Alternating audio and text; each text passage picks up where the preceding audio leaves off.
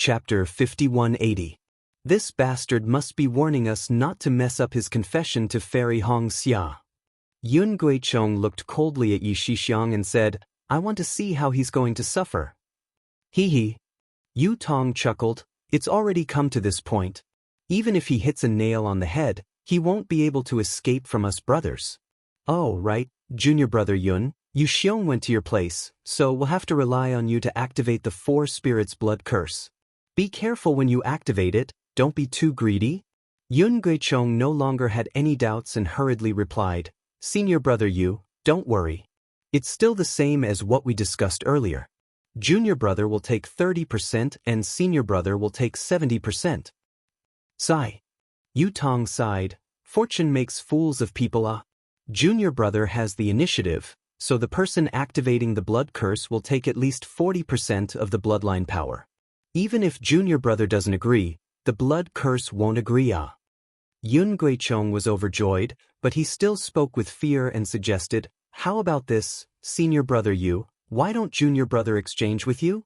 Yu Tong frowned and scolded through voice transmission, Junior brother Yun, you're treating me like an outsider. Yi Shixiang causing trouble is your fortuitous opportunity. If you try your best to make up for it, not only will you lose your fortuitous opportunity, but I will also lose my fortuitous opportunity. Don't say anything more. Wait for me to give you the signal, then activate the Four Spirits Blood Curse. Alright. Yun Guichong knew that he would be unreasonable if he continued to decline, so he agreed through voice transmission. While Yun Guichong was communicating with Yu Tong, the Fortune Gate disciples in the distance had already closed in. Just as Yi Shixiang had said, although there were many Fortune Gate disciples in the Huan country, their strength was weak. Most of them only had nurturing swords and drawing swords. Not even an illusory sword could be seen. For a moment, the crowd of sword cultivators calmed down. What are these sword cultivators trying to do? Naturally, Fairy Hong Xia had also seen the situation of the Fortune Gate's disciples. She was also very puzzled. After all, she had foolishly followed Yi Shixiang and the others and caused such a huge commotion. She had no reason to fight with these low-level sword cultivators, right? Fairy Hong Xia turned to Xiao Mao and asked, Junior brother Xiao, what is going on? Of course, Xiao Mao didn't know either. However, he felt uneasy. He reached into his Taoist robe and took out a soul pouch. He said in a low voice, Senior sister, I'm not sure either. However, I feel that there's something fishy about this. Nonsense, do I need you to tell me that? I know that too. Fairy Hong Xia glared at him and said, the expressions of Yi Shixiang and the Sky Patrol City Guards didn't seem fake. Fairy Hong Xia. Fairy Hong Xia. All of a sudden, the Fortune Gate disciples closest to the sword formation were in an uproar. Many of them pointed at Fairy Hong Xia and shouted, quickly report to the gate chief. Immediately after, a few disciples activated their bodies and flew to the south of Sky Patrol City using either sword lights or flying techniques. Fairy Hong Xia was not the only one who was dumbfounded. Even Xiao Mao, who was beside her, and Huang Mingxiang, who was separated by the Yi family, were dumbfounded. Everyone knew that the enemy cultivators besieging the Sky Patrol City must have something to do with Fairy Hong Xia.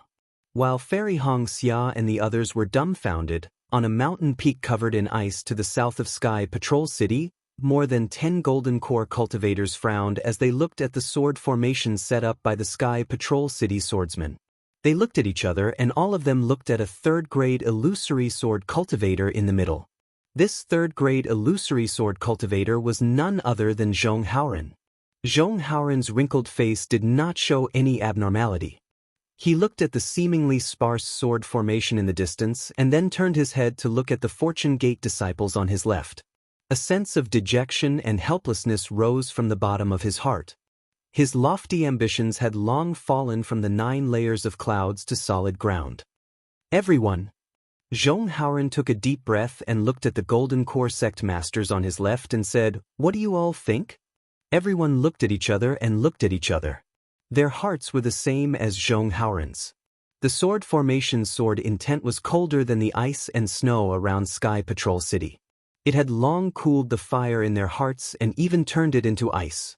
A few days ago, they were all talking at once, excitedly discussing their dreams and plans. In front of Ru Shi's strength, they had already begun to shatter. They saw the cruel side of reality after all. Sect Master Wang?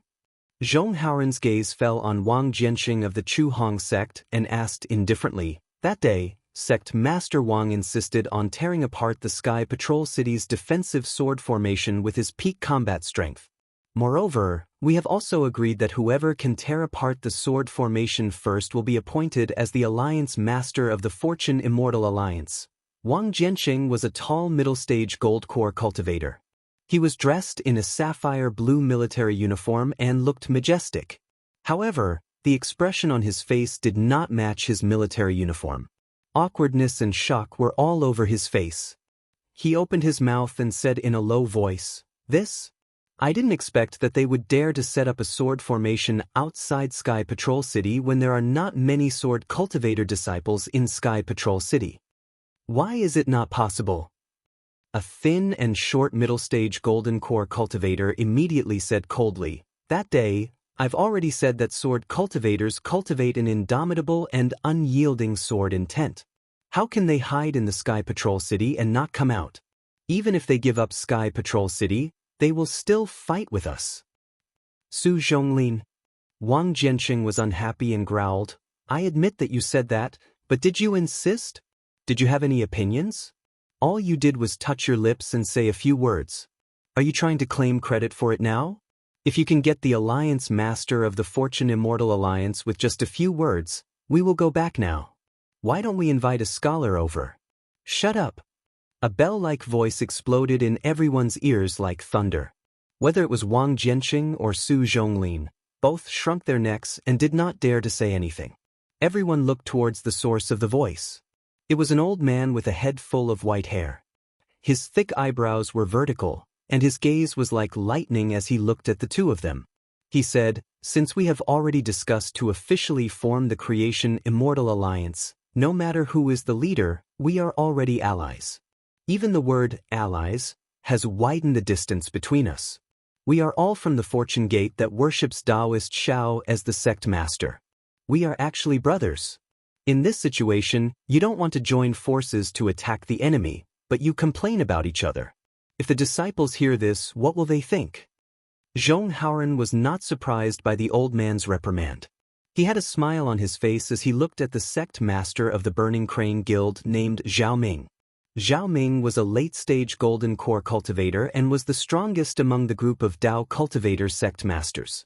He was also the strongest contender for the position of Fortune Immortal Alliance's chief. "Sect Master Zhao?" Heavenly Competition Pavilion Sect Master Zhuahong, an early-stage golden core middle-aged man, said respectfully, "I don't blame you for arguing with each other. Even when I saw the sword cultivator's sword formation, I couldn't help but feel a chill in my heart. I felt that they were unrivaled." After Zhuahong finished speaking, a square-faced middle-aged man also said, "Fellow Taoist Joy is right. This Su also feels the same. My fishing island was built relatively late, and this Su doesn't have any special methods. Although the number of people in the sect has increased rapidly in the past few hundred years, compared to these well-trained sword cultivators, this Su feels that." At this point, the middle-aged man didn't continue speaking. Zhao Ming glanced at the slightly elegant middle-aged man and asked indifferently, "Su Chong, are you trying to say that the disciples of your fishing island are a motley crew compared to these sword cultivators?" Su Chong's face turned red. He looked at the few cultivators on his left and wanted to deny it. However, he steeled his heart and simply replied, "Reporting to Senior Zhao, this Su indeed has such thoughts. Of course, this is only my opinion of the disciples of my fishing island. It doesn't include all of you." He. Zhao Ming smiled slightly and said, "This old man has the same thoughts as you. Not only do I feel that the disciples of my Burning Crane Union are a motley crew, but I also feel that all the disciples of the Creation Immortal Alliance are a motley crew." Of course, there were also people like Wu Cheng from the Hui Tong Pavilion who were unconvinced. However, when they saw that even Zhong Haoran didn't speak, They naturally closed their mouths and listened to Zhao Ming's explanation. Sect Master Zhong? Zhao Ming cupped his hands at Zhong Haoran and said, "Please don't blame this Zhao for being blunt." Zhong Haoran smiled and said, "Sect Master Zhao, you don't have to be like this. This Zhong has already discussed your thoughts with Yun Shu and the others. You can just say it." Good. Zhao Ming nodded and raised his hand to point at the sword cultivators in the distance and said, "Everyone, what you see is actually not thousands of sword cultivator disciples from the Sky Patrol City. It's actually the foundation of the sword cultivators of the Hung country for hundreds of thousands of years. The Sword Dao Great War back then wasn't a fierce battle between a few sword sects and a few Dao cultivator sections. In fact, it was a collision between the foundation of our Dao cultivators and the foundation of sword cultivators. How long has it been since our Fortune Gate was founded? It's only been a few hundred years. How can it be a match for the foundation of sword cultivators who have a foundation of 1,000,000 years? Back then, when the Heavenly Demon Sect was first founded, their strength far surpassed the Black Heaven Sect in the eyes of others. But in the end, didn't they still suffer a crushing defeat? Of course, although the Heavenly Demon Sect suffered a crushing defeat, they actually won. Later on, the Heavenly Demon Sect on the Dawn Rain continent was unparalleled in the limelight and directly created the third largest force today. Today, what our Fortune Gate needs to do is to learn from the sword cultivators and the Heavenly Demon Sect. We need to grow through battles and experience through blood and fire. P.S. Fellow cultivators who like this book, please go to Qidian to subscribe to support, vote for a monthly vote, vote for a recommendation vote, bookmark, reward, and thank you for all forms of support. Thank you to Benben, Rogue Hero, Kai Kai in the Rain, Lonely Asylum, Feblusky 1, and other cultivators for taking the lead. Yong Chang, Honghua, Heaven-Defying Radish, Dao Sovereign, Deep Breath, Ferlin, Su Ji, and other cultivators for their rewards.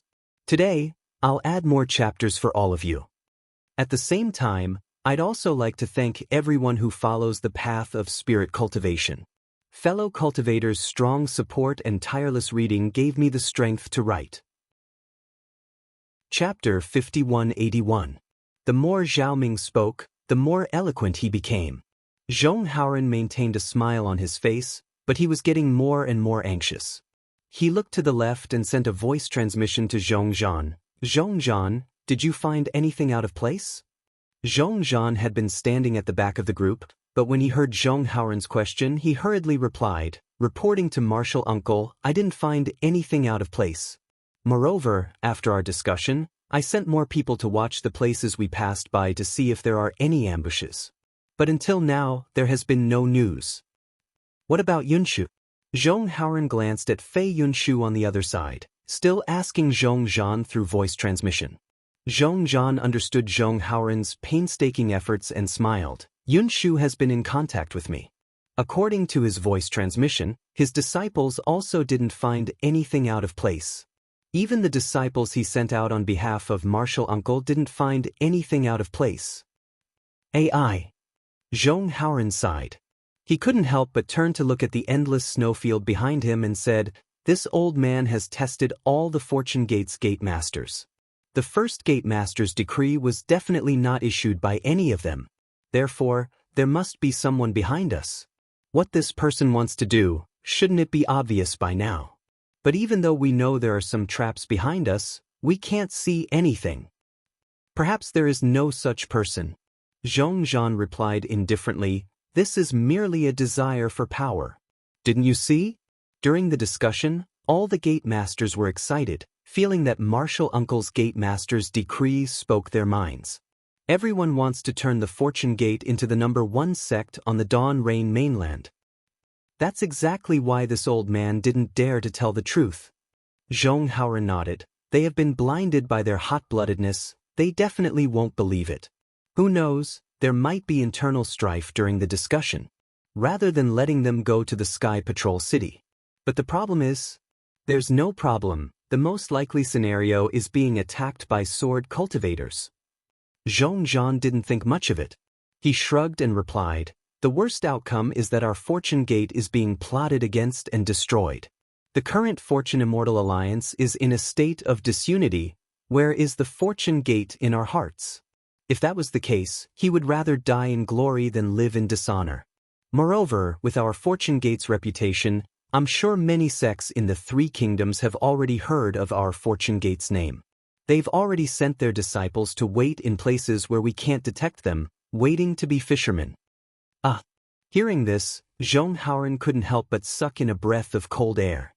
He almost cried out involuntarily and looked up at the sword formation in the distance. What happened? Zhao Ming was clearly displeased. He stopped talking and frowned as he looked at Zhong Haoren and asked, "Sect Master Zhong, have you discovered anything?" Everyone. Zhong Haoren took a deep breath and pointed at the sword formation in the distance as well as the snowfield that was shrouded in sword essence. He asked, "I've never participated in the great battle of Dao Sword or even a large-scale battle. However, no matter how I look at the sword formation set up by the Sky Patrol City, I feel that it's very simple and crude. The sword essence of the sword formation is sharp, but the sword essence is like the quills of a hedgehog. It's the sharpness of the sword formation itself, but it's not really integrated. Could it be that the sword cultivators of the Sky Patrol City did not receive the news that our Fortune Gate was coming to the Sky Patrol City in advance? They only found out today and reacted hastily. Is that why they're in such a sorry state? How is that possible?" Zhao Ming sneered. "Sect Master Zhong has already sent the Fortune Gate's summoning order to us. Although the summoning order's transmission is considered secretive, it's not a secret in the eyes of the big sections. They must have seen the contents of the summoning order and know our plans. If the Dao cultivators know, how can the Sky Patrol City not know? Even the Heng country's sword cultivators will know soon. We were in such a hurry and did not act in advance according to the previous plan because we were afraid that the Heng country's sword cultivators would find out." Sect Master Zhao. An elegant middle-stage gold-core old man spoke. This old man's face was filled with caution as he said in a low voice, "I also feel that it's a little strange." Zhao Ming looked at the sect master of the Swallow-Seeking Mountain Manor named Cheng Jizi and asked curiously, "Sect Master Cheng, what did you find?" Everyone. Cheng Jizi did not directly answer Zhao Ming's question. Instead, he looked at the crowd and said, "Perhaps my cultivation level is not the highest, but my Swallow-Seeking Mountain Manor is the biggest branch in the Fortune Immortal Alliance. Because the Swallow-Seeking Mountain Manor's name is somewhat similar to the Xuanyan schools, it was often attacked by the Xuanyan school. Therefore, I have some experience in fighting. To be honest, I don't have much hope in besieging the Sky Patrol City. After all, this is the Sky Patrol City. The Heng country's sword cultivators place great importance on it. You may have other ideas, but I'm just here to take advantage of the situation and watch the show. If any sword cultivators or sword cultivators come out, I'll be the first to prepare to escape. I'm sure many of you have the same idea as me, right? I just want to use this siege to improve my reputation and broaden my knowledge. If there's any trouble, I'll run away." At this point, Cheng Jizi's voice was a little high-pitched. He raised his hand and pointed at the sword formation in the distance, as well as the Sky Patrol City that was overflowing with sword chi. He said, "But look at the situation in front of you again. How is it what we thought? Not only did the sword Xiao from Sky Patrol City not send out the illusory sword Xiao who was guarding the city to shout at us, but they didn't even let us say our purpose of coming here. They immediately sent out a battle formation to meet us. This is obviously a bloody battle. Although we have many disciples in the Fortune Immortal Alliance, how can we be a match for these sword cultivators?" Cheng Jizi's words immediately tore apart everyone's pretense of being strong, and everyone fell silent.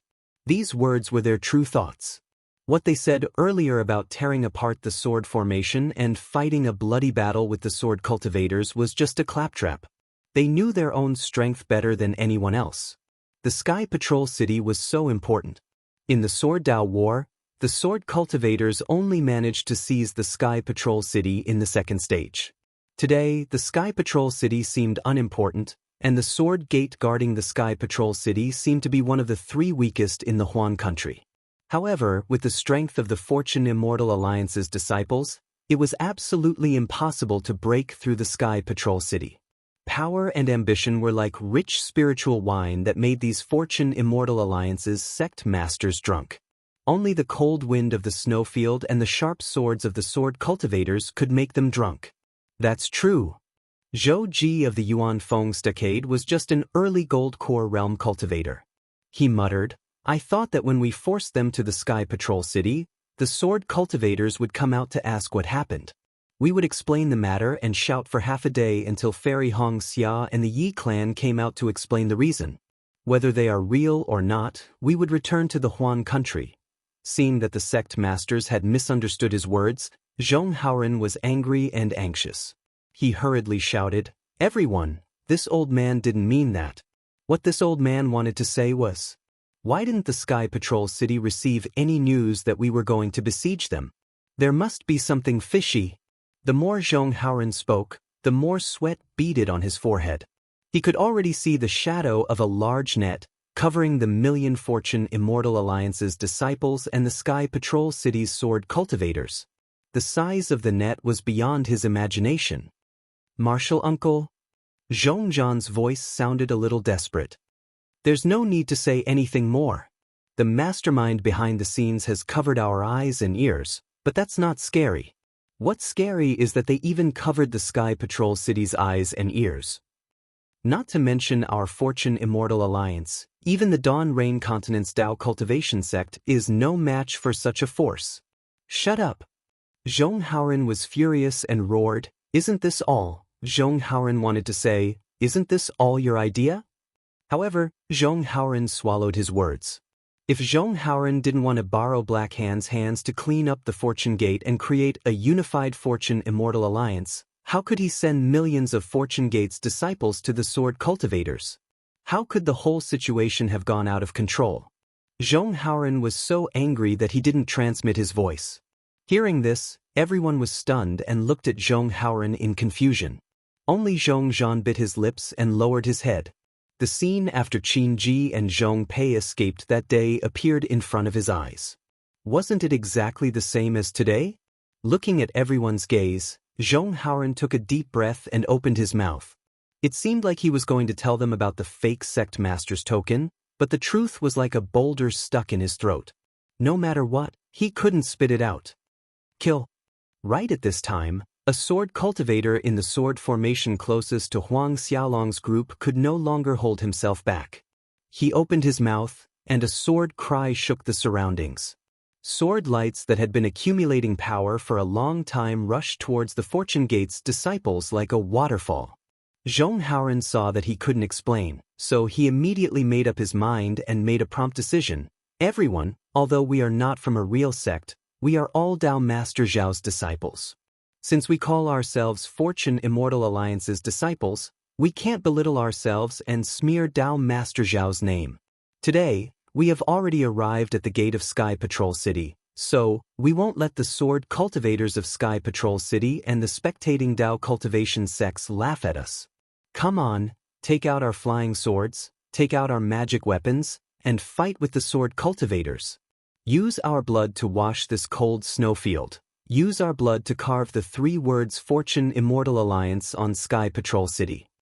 P.S. Fellow Taoists who like this book, please subscribe to it at Qidian, vote for it, vote for it, vote for it, give it as a reward, and thank you to Benbin, Rogue Hero, Kai Kai in the Rain, Lonely Asylum, Feblusky 1, Yong Chang, Honghua, Heaven Defying Radish, Dao Master, Deep Breath, Ferlin, Su Ji, and other fellow Taoists for their rewards.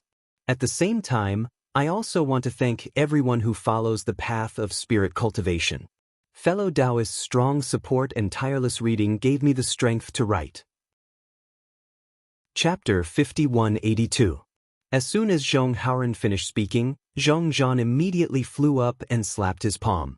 A magic artifact shaped like a ruler flew out from the top of his head as he shouted, For Taoist Shao, for the Fortune Gate, disciples, follow me to the Sky Patrol City. Kill. Fei Yunshu also shouted, With Taoist Zhao's protection, our Fortune Gate disciples will never be defeated. Kill, kill. The Fortune Gate disciples' blood boiled when they heard Fei Yunshu's words. They circulated their true chi and true essence, took out their magic artifacts, and pounced on the sword cultivator disciples in the distance. Following Zhong Zhan's order, Zhong Haoren's eyes revealed a hint of sadness. He raised his hand and took out a round plate that was several feet in size. There were many rust spots on the edge of the round plate, and the center of the round plate was covered with runes. As Zhong Haoren spat out a mouthful of sword essence, the round plate glowed with a green sword light. Go! Zhong Haoren growled as his right hand turned into a sword light and struck the round plate. King! The round plate emitted a metallic sound and soared into the sky. However, it only flew for 100 zhang before it shattered. Thousands of small green swords flew out from the light and pierced towards the sky above the Sky Patrol City. Kill! The small azure sword shot out like a shooting star, covering 1,000 zhang in the blink of an eye, covering the sky above the Sky Patrol City. When the Fortune Gate's disciples around the Sky Patrol City saw the small azure sword, they roared and charged out. Cheng Jizi and the others were stunned. They really did not understand why Zhong Haoren suddenly gave the signal to attack after getting angry. However, when the surrounding disciples started to attack, their misgivings, doubts, and cowardice disappeared like ashes. Cheng Jizi even shouted, "Kill! For Taoist Shao, for our Fortune Gate! Kill! Disciples, kill!" Zhao Ming and the others' battle cries were different from the ordinary disciples. Their voices were filled with determination. Although they did not understand the meaning of Zhong Haoren's words, how could they not smell the danger from this strange battle formation? They clearly knew that this should be the last battle of their lives, and also the most magnificent battle. Regardless of victory or defeat, they would definitely not return alive, and their names would definitely be left in the annals of history. Zhong Haoren, who was on the south side of Sky Patrol City, was the first to issue the order to attack. On the north side of Sky Patrol City, Fairy Hong Xia, who was in the sword formation, was stunned as she looked at the excited sword cultivator disciples. She did not know what was going on. "Senior sister?" Xiao Mao hurriedly asked, "What's going on?" Fairy Hong Xia shook her head and said, "How would I know?" As she spoke, Fairy Hong Xia looked around and leaped into the sky. She activated her true vitality and shouted, Fairy Hong Xia, who are you? Why are you besieging Sky Patrol City?" A group of sword cultivator disciples shouted at the top of their lungs. A 6th-grade swordsman flew out on a sword light and shouted, "Fairy Hong Xia, we are Fortune Gate's disciples. We heard that you are going to be engaged to the Yi family's young lord, so we are here to stop you. You are Taoist Zhao's partner, how can you marry someone else?" "Ah?" Fairy Hong Xia was even more shocked and shouted, "This? How is this possible? When did I get engaged to Yi Shixiang?" Fairy Hong Xia. At this time, nearly 1,000 sword cultivator disciples shouted in unison, "You are Taoist Zhao's partner, how can you marry someone else? We are here to besiege Sky Patrol City to stop the engagement between the Kai family and the Yi family." Along with the loud cry of these over 1,000 sword cultivator disciples, several tens of thousands of sword cultivator disciples in an area of tens of miles around them also activated their sword energies at the same time. Then, a voice that could topple mountains and overturn seas rang out, "Fairy Hong Xia, you are Zhenren Zhao's Dao companion. How can you marry into Yi clan? We Fortune Gate's disciples have risked our lives to stop you." "Ha!" Huang Mingxiang saw the awkward look on Fairy Hong Xia's face and covered his mouth with his hand. He laughed heartily and said, "Sister, look at what you've done. You're going to get married soon. How can you still be worthy of brother Xiao?" Xiao Mao was also shocked. He turned to look at the Kai family's disciples and saw that they were also confused. Xiao Mao suddenly came to his senses and quickly looked at the Yi family's disciples who were not too far away from the Kai family's disciples. Boom boom boom. Amidst the thunderous roars of the Fortune Gate disciples, a 5-colored sword light soared into the sky from the center of the sword formation. The sword light landed below Fairy Hong Xia like a waterfall, and before Fairy Hong Xia could do anything, the sword light intertwined with each other. As the sword light surged, tens of thousands of sword flowers bloomed like a spring tide. What was special was that the area several hundred zhang around Fairy Hongxia was enveloped by the sword light, and Fairy Hongxia's pink-robed figure slowly rose up amidst the sword light. This. Fairy Hongxia frowned slightly. Just as she was about to execute a sacred art to shatter the sword light, Yi Shixiang's gentle voice resounded. Lord Fairy, please wait a moment. This one has something to say. Embarrassment and anger flashed in Fairy Hongxia's eyes. She seemed to have understood something and looked at the tens of thousands of Fortune Gates disciples and thousands of Sword Cultivator disciples. She clenched her fists and suppressed her true essence to observe the situation. Woo woo woo woo. The sword tip was like a flower, pushing Fairy Hongxia up 1,000 feet before stopping. Then, a pleasant sword hum sounded like the sound of a flute. The sword light below Fairy Hongxia changed again. 30% of the sword light shattered and turned into hundreds of sparrows that fell towards Yi Shixiang, who was in the middle of the sword formation.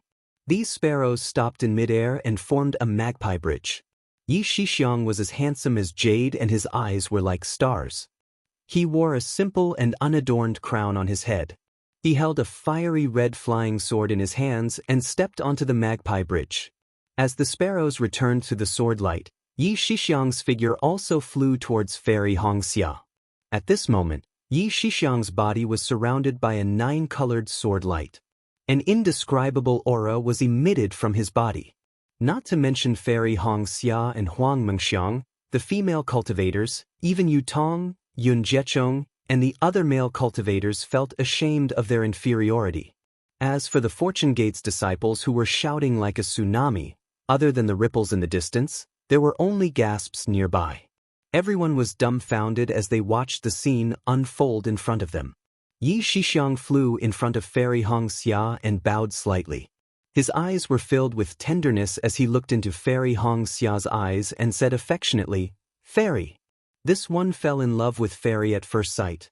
In the past few days, I have been impressed by Fairy's temperament and words. This one feels that he has fallen in love with Fairy. Previously, this one did not dare to agree to Fairy's conditions, not because this one was making things difficult for Fairy, but because this one was afraid that once I agreed to Fairy's conditions, Fairy would leave Sky Patrol City and this one would never be able to see Fairy again. Ever since this one saw Fairy, this one did not dare to imagine what it would be like to live and cultivate without Fairy in this world. This one has been thinking about how to ask Fairy, but today, this so-called Fortune Gates disciple gave this one a slap in the face. If I love you, I must say it out loud. Now, this one is proposing to Fairy in front of tens of thousands of Fortune Gates disciples and thousands of Sky Patrol City's disciples. This treasure sword in my hand is the Yi family's patriarch's keepsake. It was given to me by my Yi family's patriarch for the success of the alliance. This one will present this Yi family's keepsake to Fairy as a betrothal gift. When Fairy receives this flying sword, you will have the authority to control my Yi family. Fairy also knows that this one has a lazy personality. This one needs Fairy's help. Both the Yi family and Kai family need Fairy's help. Fairy, please accept this one's sincere request. Following Yi Shixiang's words, the flying sword in his hand emitted a fiery red sword light. This sword light was like a spark that lit up Fairy Hongxia's jade-like face. 2 faint sparks slowly emerged from Fairy Hongxia's pitch-black eyes. Together. Huang Mengxiang was extremely touched as he shouted loudly. This guy. He really knows how to be pretentious. A rare look of jealousy appeared in Yun Jiechong's eyes. He originally thought that he was the favored child of the heavens, but in his life, he had met Xiao Hua, Fairy Hongxia, Yu Tong, and now Yi Shixiang. Which one of them was not several times stronger than him? Xiao Mao's heart clenched. Just as he was about to move his body to stop Yi Shixiang, Fairy Hongxia's astonished face suddenly revealed a peerlessly beautiful smile. This smile was like a flower, 100 times more vivid than the resplendent sword light. A faint voice that was neither servile nor overbearing rang out, "Young Lord Yi, I think you've made a mistake." However, without waiting for Fairy Hongxia to finish speaking, Yi Shixiang chuckled and said, "Lord Fairy, I think you've made a mistake." Yi Shixiang's voice sounded very gentle in the ears of others. However, in Fairy Hong Xia's ears, it slowly elongated and was gradually filled with temptation. The fiery red color of the sword light even dyed the surrounding space. Yi Shixiang's face slowly transformed and actually turned into Xiao Hua's phoenix eyes. Fairy Hong Xia's heart couldn't help but tremble when she saw the Tao companion of her dreams appear. Her eyes were instantly filled with fire. Yi Shixiang continued, "Hong Xia, don't you want to marry me?" "Of course." Facing Xiao Hua, Fairy Hong Xia didn't hesitate and blurted out. Fortunately, without waiting for Fairy Hong Xia to finish speaking, an earth-shattering fiery light rushed out from under the sword light like a volcanic eruption. The sword light that originally enveloped Fairy Hong Xia in layers instantly disappeared like melting blood. P.S. Fellow Taoists who like this book, please go to Qidian to subscribe to support, vote for a monthly vote, vote for a recommendation vote, bookmark, tip, and thank you for all forms of support. Thank you to Benbin, Rogue Hero, Kai Kai in the Rain, Lonely Asylum, Feblisky 1, and other fellow Taoists for taking the lead, Yong Chang, Honghua, Heaven-Defying Radish, Tao Sovereign, Deep Breath, Ferlin, Su Ji, and other fellow Taoists for their tips. Today, I'll add more chapters for you. At the same time, I'd like to thank every fellow Taoist who follows the path of spirit cultivation. Fellow Taoists' great support and tireless reading gave me the strength to write. Chapter 5183. Kiki. A burst of shrill laughter came from the flames. Following this laughter, the blood vessels of all the cultivators within a few li couldn't help but throb. Fairy Hong Xia was no exception. As her blood and qi surged, the fiery red in front of her instantly disappeared. Fairy Hong Xia's eyes turned slightly and saw Yi Shixiang's somewhat embarrassed and angry expression. Swoosh! In the soaring flames, a woman that was dozens of meters tall flew out. Wasn't she the drought demon that Xiao Hua had met back then? At this moment, the drought demon had already shed her ugliness and was in the form of a charming woman. However, this woman was so valiant. Following the flames, the woman stretched out her arms and stabbed into the sword light that Yi Shixiang had set up with his sword artifact. Kacha! The sword light was annihilated and the sword artifact whimpered. The romantic sea of flowers was completely extinguished. Yi Shixiang. Xiao Mao followed behind the woman and rushed into the sky. He landed beside Fairy Hong Xia and roared, "What are you doing?" Fairy Hong Xia hadn't completely woken up earlier. She only completely woke up when Xiao Mao flew out and the drought demon woman destroyed the illusion. Her eyes were filled with disgust as she floated to Xiao Mao's side and berated, "Yi Shixiang, you dare to scheme against I?" Haha. Seeing that his scheme was ruined, Yi Shixiang first became angry out of humiliation. However, after a moment he laughed out loud again. Sword light flashed around his body and a second-grade sword transformation realm sword aura soared into the sky, forcing Fairy Hong Xia to use her pressure to block it. As for Xiao Mao, he couldn't even breathe under this sword aura. Roar! The drought demon woman roared angrily. The space around Xiao Mao was suffused with blood-red flames. Xiao Mao then stood still and coldly looked at Yi Shixiang's wild laughter. He said, "Yi Shixiang, this Xiao arrogantly thought that you were the young lord and even introduced Fairy Hong Xia here. So all of this was a trap that you set up." After Yi Shixiang finished laughing, he looked at Xiao Mao with interest and said, "Xiao Mao, Xiao Mao, don't think that I don't know that you're a subordinate of the Immortal Alliance's Falling Star Sky. You came to my Yi clan under Falling Star Sky's orders, right?" Xiao Mao's expression greatly changed. He looked at Yi Shixiang in disbelief and said, "How did you know? Could it be?" "That's right, I knew about it long before you came." Yi Shixiang said indifferently, "And I don't mind telling you that Luo Xingtian intentionally leaked this information to me." "That's impossible." Xiao Mao's face turned ashen as he cried out involuntarily, "If that's the case, why did he send me here?" "It's simple," Yi Shixiang replied, "because Luo Xingtian was afraid that you would disturb what he wanted to do, so he ordered you to come to me. Of course, he also wants to kill you, but your bloodline is different, your identity is different, and you have a lot of value. He doesn't want to do it for now." What does he want to do? Xiao Mao's heart gradually calmed down as he asked Yi Shixiang. Yi Shixiang shrugged and said with a smile, I originally didn't want to tell you, but when I thought about how you won't live to see the day when Starfall Sky controls the Thunder Control sect, I might as well tell you. Starfall Sky wants to scheme against the Imperial Thunder sect? Xiao Mao was stunned when he heard this. He sneered and said, his ambition is not small. To avoid refinement cultivator, that can't be considered as ambition. Yi Shixiang replied, if he didn't fear Kunlun sect's Taoist master Xianqing, he would have established a sect on Dawn Rain continent long ago. Of course, the current Immortal Union is different from before. Even you have pledged your allegiance to the Immortal Union. The day when Starfall Sky unifies Dawn Rain continent is probably not far away. How do you know so much? Xiao Mao narrowed his eyes and asked. Yi Shixiang smiled and replied, why would a person who's about to die have so many questions? I don't care what Starfall Sky wants to do.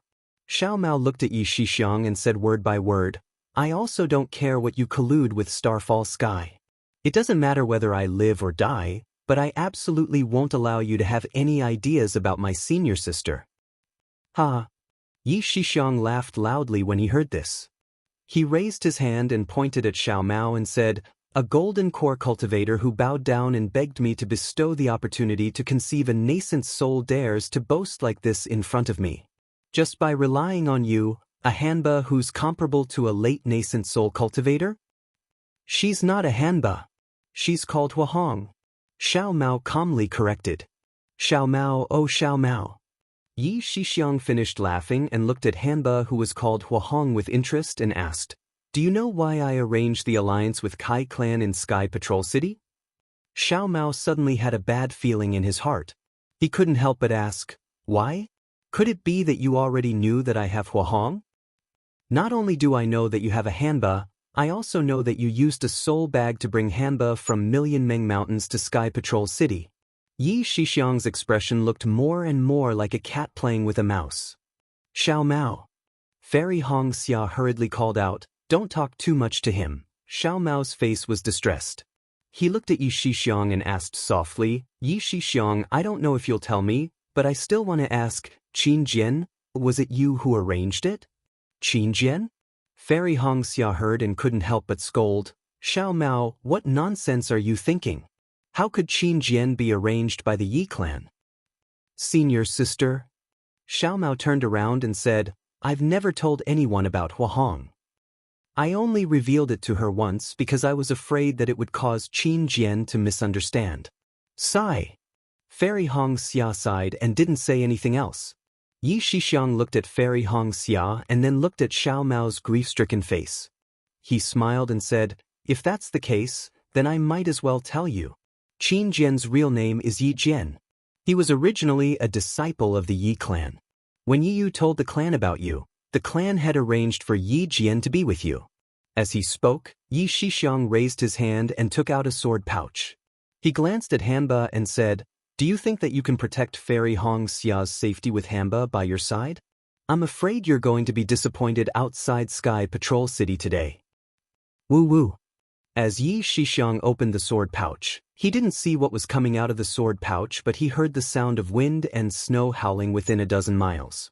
The space that was originally controlled by Hanba's dry and fiery heat was suddenly filled with cold ice and wind. This cold intent was like a tidal wave that came from all directions and rushed straight into the sword pouch. With a furious roar, a huge figure flashed out of the sword pouch. Crack, crack, crack. A series of spatial cracks appeared in the nearby void. Boundless cold intent fell into the figure. A snow tapir that was 100 feet in size stood steadily in midair. This snow tapir was in the shape of an ape.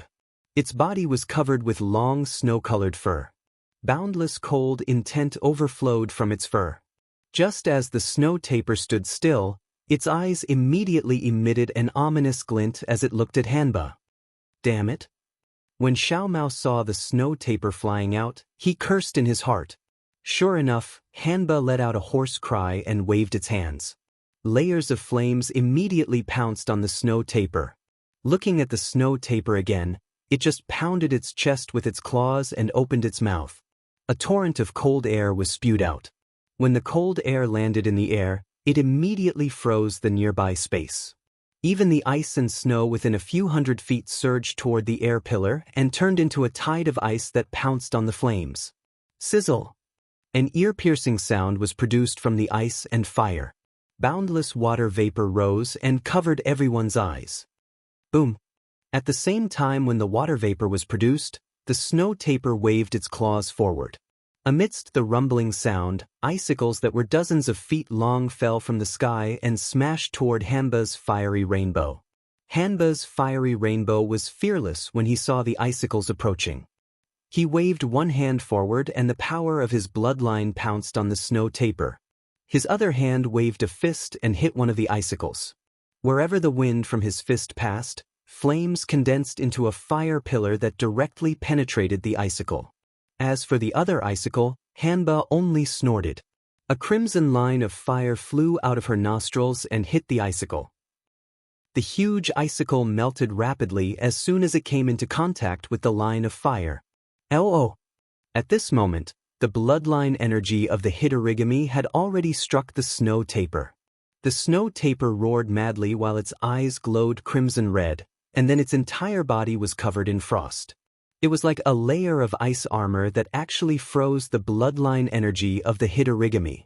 Not only that, but the moment the ice armor was formed, waves of cold in-chi rushed out from the snow region beneath the snow tapir and entered the snow tapir's body in a frenzy. As the snow tapir roared, its body grew several times larger. With a slight movement of its claws, huge ice blocks formed around the drought demon's fiery rainbow. Fiery Rainbow was furious. She did not use her firepower. Instead, her body swayed and her arms instantly pierced through the layers of ice. She rushed to the snow tapir and fiery red spikes appeared between her fingers, piercing into the snow tapir's body. Poof, poof, poof. As soon as fiery rainbow's spikes pierced into the snow tapir's body, a low muffled sound was heard. Crack, crack, crack. Layers of hard ice crystals appeared from the spikes. Although they cracked instantly, they still blocked the spikes. Woo! The snow tapir suddenly lifted its head. The sound of wind whistling was heard as it hit Fiery Rainbow's abdomen. Fiery Rainbow saw that and did not dare to be slow. She hurriedly waved her arms to block it. Bang! Unfortunately, the snow tapir's strength was so great that it actually sent Fiery Rainbow flying. However, the moment she was sent flying, Fiery Rainbow pressed her hand backward. A crimson fire pillar appeared from her palm and hit the snow tapir's leg. Woo-woo! The hard ice was instantly destroyed. Excruciating pain came from the snow tapir's leg. The snow tapir could not help but roar. Although the snow tapir's strength was slightly weaker, it was able to draw support from the power of ice and snow of the Sky Patrol City's snowfield to fight evenly with Hitorigami. Yi Shixiang's eyes were filled with satisfaction. He turned to look at Fairy Hongxia and said, "Fairy, although I've done so many calculations, it's actually all for you. Moreover, I don't mind telling you that my Yi clan's foundation is far beyond what you've imagined. It's also far beyond what you've seen now. P.S. Fellow cultivators who like this book, please subscribe to it at Chidian. Vote for it, vote for it, vote for it, donate it, and thank you for all forms of support." Chapter 5184. There's no need to say any more. Fairy Hongxia's expression was even colder than the icy plains as she mercilessly rejected him. Kill a kill? Yi Shixiang still wanted to say something, but above the Sky Patrol City, countless cyan sword lights soared into the sky. The Fortune Gate's disciples in front of the sword formation hesitated for a moment, then they activated their flying swords and magic artifacts and charged towards the sword formation according to their original plan. Hee. Seeing this, Yi Shixiang unconsciously smiled and said, "Fairy Hongxia, you're refusing a toast only to be forced to drink a forfeit. Since that's the case, don't blame me for using force." As he said that, Yi Shixiang raised his hand. Woo! His left arm transformed into a giant hand formed from sword lights and grabbed at Fairy Hongxia. "If you want to use force, you'll have to get past me first." Xiao Mao felt extremely guilty. He really didn't know that he had fallen into Yi Shixiang's trap from the start. He also didn't know that his good intentions had led Fairy Hong Xia into a trap. However, he knew that Fairy Hong Xia was definitely not Yi Shixiang's opponent. At this time, Xiao Mao was also prepared to die. He moved his body and blocked in front of Fairy Hong Xia. As he chanted some inexplicable words, his arms instantly turned blood red. Xiao Mao's hands grabbed at the air and two blood-red shadows several zhang in size shot out from his arms and grabbed at Yi Shixiang. "Junior brother Xiao, I'll help you." Fairy Hong Xia naturally wouldn't sit still and wait for death. Seeing Xiao Mao make a move, Fairy Hong Xia let out a furious roar and raised her hand to slap the top of her head. Woo! A fiery red brilliance emerged from the top of Fairy Hong Xia's head and condensed into a 300-meter-long yuaning hand that grabbed at Yi Shixiang's sword light hand. Fairy Hong Xia's nascent soul hand arrived first and collided with Yi Shixiang's sword light hand. Rumble! In a loud explosion, the two large hands were annihilated at the same time. Sword light and brilliance splashed in all directions. The surrounding space was even cracked by the shockwave. Looking at the two of them, Fairy Hong Xia's body swayed and she was involuntarily sent flying several zhang. Her face was flushed red. As for Yi Shixiang, he was as steady as a boulder. His left hand suddenly made a grabbing motion and another sword light hand appeared out of thin air. This time, the sword light hand was much stronger than before. Before it landed, it had already sealed the space around Fairy Hong Xia. Swoosh! At this moment, Xiao Mao's two blood-colored shadows swept across the sky and landed beside Yi Shixiang. Along with the descent of this blood-colored shadow, fine blood runes appeared all over Yi Shixiang's body. The blood runes were like ripples on a lake as they rippled on the surface of Yi Shixiang's body and gradually seeped into Yi Shixiang's heart meridians. Hehe! Yi Shixiang controlled the sword light while looking down at his own body. He laughed. Is this the power of bloodline? Looks like this is all there is to it. Along with Yi Shixiang's voice, the flying sword in Yi Shixiang's right hand suddenly ignited. Yi Shixiang grinned maliciously and waved his hand. A several zhang long coiling dragon was born from the flying sword. It roared angrily and pounced towards the blood-colored shadow. Wherever the coiling dragon passed, the blood-colored shadow would be swept away and devoured by the coiling dragon. The coiling dragon even swung its tail and actually followed the trail of the blood-colored shadow as it pounced towards Xiao Mao. This is a Dao cultivator's spirit weapon? Xiao Mao couldn't help but cry out when he felt a suffocating spiritual beast aura assaulting his face. A feeling of innate restraint involuntarily arose from the bottom of his heart, making it hard for him to resist. Ha! Yi Shixiang laughed loudly and said, "That's right, I'll use your bloodline to make this old man's spirit weapon." Thief! Xiao Mao didn't dare to be negligent. He opened his mouth and spat out a mouthful of blood essence. He hastily waved his hands and streaks of blood-colored shadows were born from his hands. As the blood-colored shadows flew out, Xiao Mao's complexion became increasingly ghastly pale. In just a few breaths, the blood essence transformed into a human figure. Go! Xiao Mao raised his hand and grabbed. With a low roar, the blood-colored shadow suddenly expanded and became several zhang long as it charged towards the coiling dragon. Boom! The human-shaped blood-colored shadow collided with the coiling dragon and was annihilated at the same time. The sound wasn't deafening, but within this sound, the space within a 300 zhang radius was corroded. Strands of indescribable pitch black seeped out from the void. Ah! Xiao Mao let out a blood-curdling scream as his body withered and collapsed in midair. Roar roar! Drought Demon, who had been lured away by the snow taper, sensed that Xiao Mao was injured. It roared angrily and wanted to fly back, but at this moment, Drought Demon was like a flame that had fallen into a frozen river. Although the flames were very powerful, the nearby ice and snow power was too vast. No matter how anxious it was, it couldn't break through the snow taper's blockade and couldn't get close at all. Junior Martial Brother Xiao. Fairy Hong Xia was greatly alarmed. She wanted to move her body over to help, but Yi Shixiang's sword light hand had already descended. She didn't dare to be distracted. Her body trembled, and with a clear cry, an ice phoenix dharma body that was several hundred zhang long flew out from Fairy Hong Xia's body. Although this ice phoenix dharma body was a dharma body, it didn't look any different from a real ice phoenix.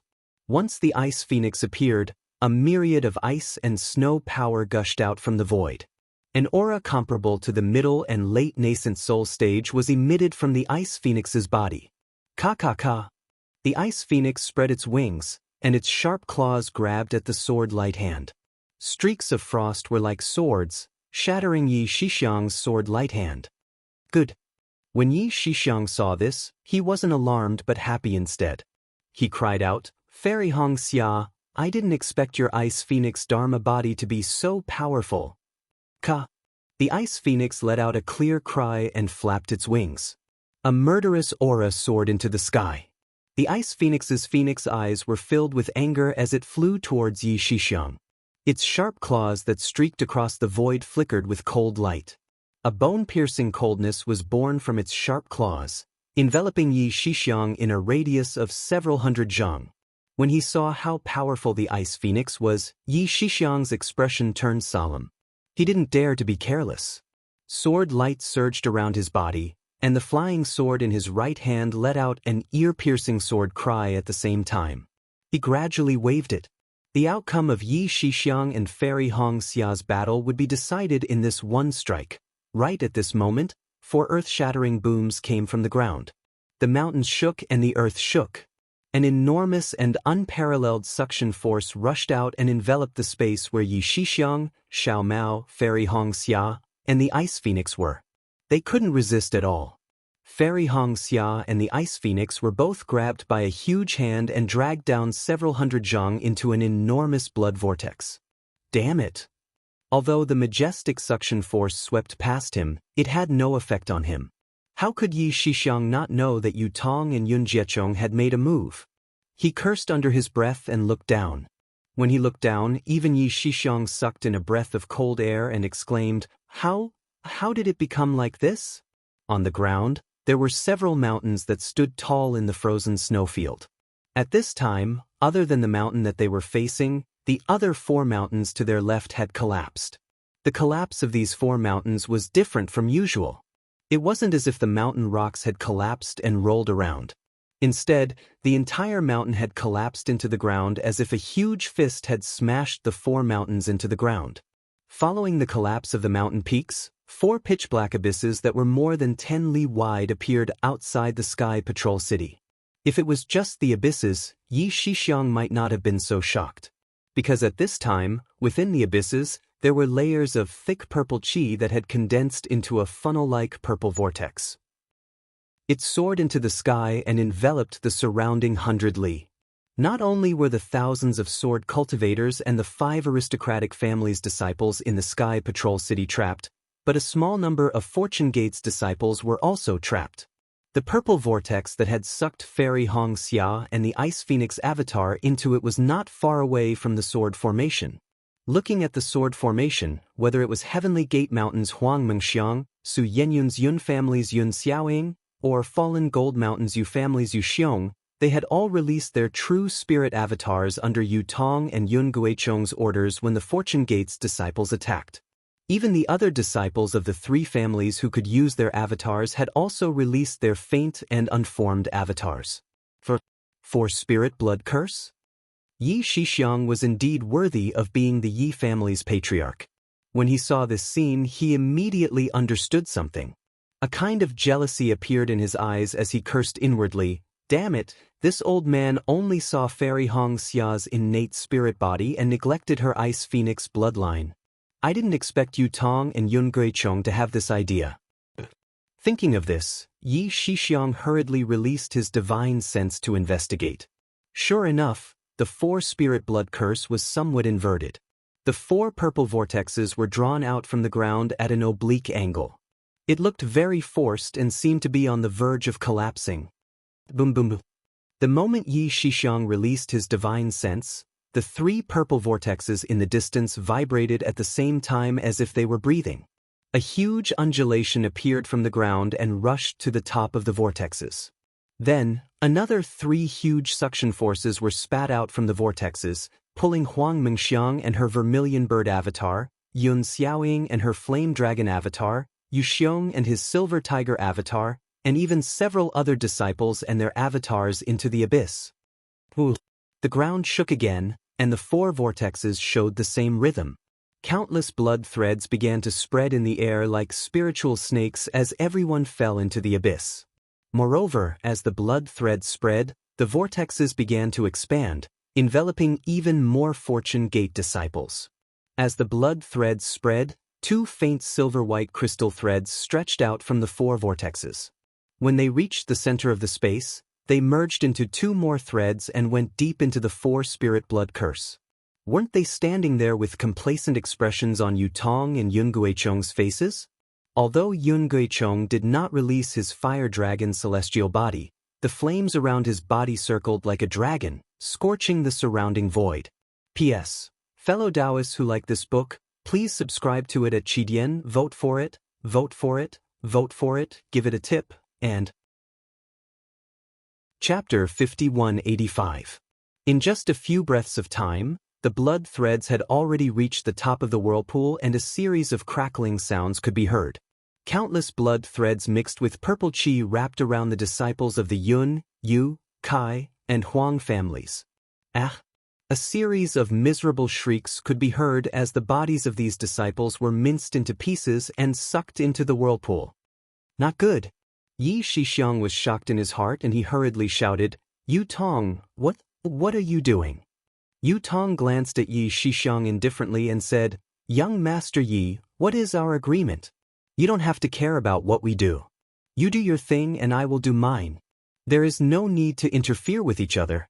Your Yi family disciples will definitely be unharmed. This young master naturally won't care about anything else."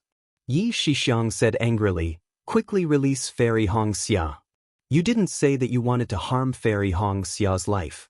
If you did, this young master would definitely not have agreed to it." While he was speaking, countless miserable shrieks could be heard as the bodies of the patrolling Sword Gate's disciples were minced into pieces by the purple whirlpool. The 4 purple whirlpools spun like a millstone, mincing and devouring the bodies of the sword cultivators and Fortune Gate's disciples. The purple whirlpool gradually turned red. Fairy Hong Xia's life isn't part of our agreement. Yu Tong looked at the 4 spirit blood curse with satisfaction before sweeping a glance at Yi Shixiang. He replied indifferently, "Moreover, I reluctantly agreed to the condition that you raised earlier. It's a pity that you didn't manage to persuade Fairy Hong Xia, so I can only follow the original plan. However, you were actually able to see that this Yu was the mastermind behind all of this. This can be considered commendable. Then this Yu won't haggle with you about the other matter of changing the agreement without permission." The other thing that Yu Tong was talking about was naturally the moving of the 4 spirits blood curse. At this time, the 4 spirits blood curse had gradually entered a good state under Yun Jukong's control. The previous shaky state had stabilized. Strands of crystal light from the purple vortex turned into pure blood strands and rushed into the blood formation. In the void near the blood strands, indescribable ghostly sounds, distorted illusions, and other strange phenomena gradually appeared, making people know that the blood formation was in defiance of the natural order at first glance. "Damn it!" Yi Shixiang roared. "Fairy Hong Xia is this young master's Dao companion. Even if this young master has to fall out with you all, this young master will definitely save her." "Young Master Yi?" A blush appeared on Yu Tong's face. It was unknown whether it was because of excitement or because the blood vessels below him had begun to surge. His voice was slightly shrill. "Are you prepared to be a traitor?" "That's right." Yi Shixiang's eyes also turned red. "I'd rather have my reputation ruined than let go of a chance to obtain a Dao companion." Yu Tong's eyes were filled with ridicule. He opened his mouth, wanting to say something, but he closed it again. He raised his hand and pointed at the huge abyss that Fairy Hong Xia had fallen into and said indifferently, "Young Master Yi, it's not that this Yu is looking down on you, but with your 2nd grade sword transformation strength, you're nothing in front of this Yu. If you have the ability, then go ahead and save her. However, this you will speak bluntly. If you dare to save her, then don't be afraid of throwing your life away. This Yi Shixiang was somewhat hesitant. After all, the aura of the 4 purplish-red whirlpools was becoming increasingly powerful and had already surpassed the limits of a sword transformation swordsman's control. The snow taper and Hitorigami that were fighting earlier were also disturbed by this heavenly phenomenon and stopped fighting. Hitorigami tried his best to charge into the blood formation to search for Xiao Mao, but to no avail. How could Yi Shixiang dare to take the risk? Yu Tong smiled and said, "Young Master Yi, let's not talk about what happened earlier. Our cooperation is perfect. After this matter, this you and junior brother Yun's strength will rise to another level. It will be even more beneficial for our cooperation." Speaking of this, Yu Tong raised his head and looked at the mountain range in the distance. After the Fortune Gate's disciples had left, peace was restored. However, at this time, sword lights appeared again like broken stars. In the sky, the wind and clouds were surging in all directions. Obviously, another wave of snowstorm was coming. Yu Tong withdrew his gaze and looked at Yi Shixiang, saying meaningfully, "Moreover, the Yi clan's plan is not here.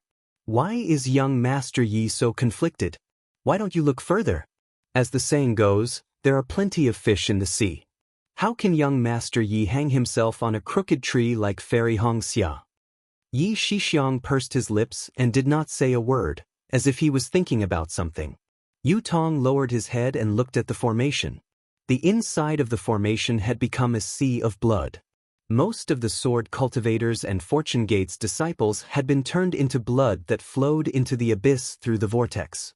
Outside the sea of blood, several hundred Yi clan's disciples were standing there in a panic.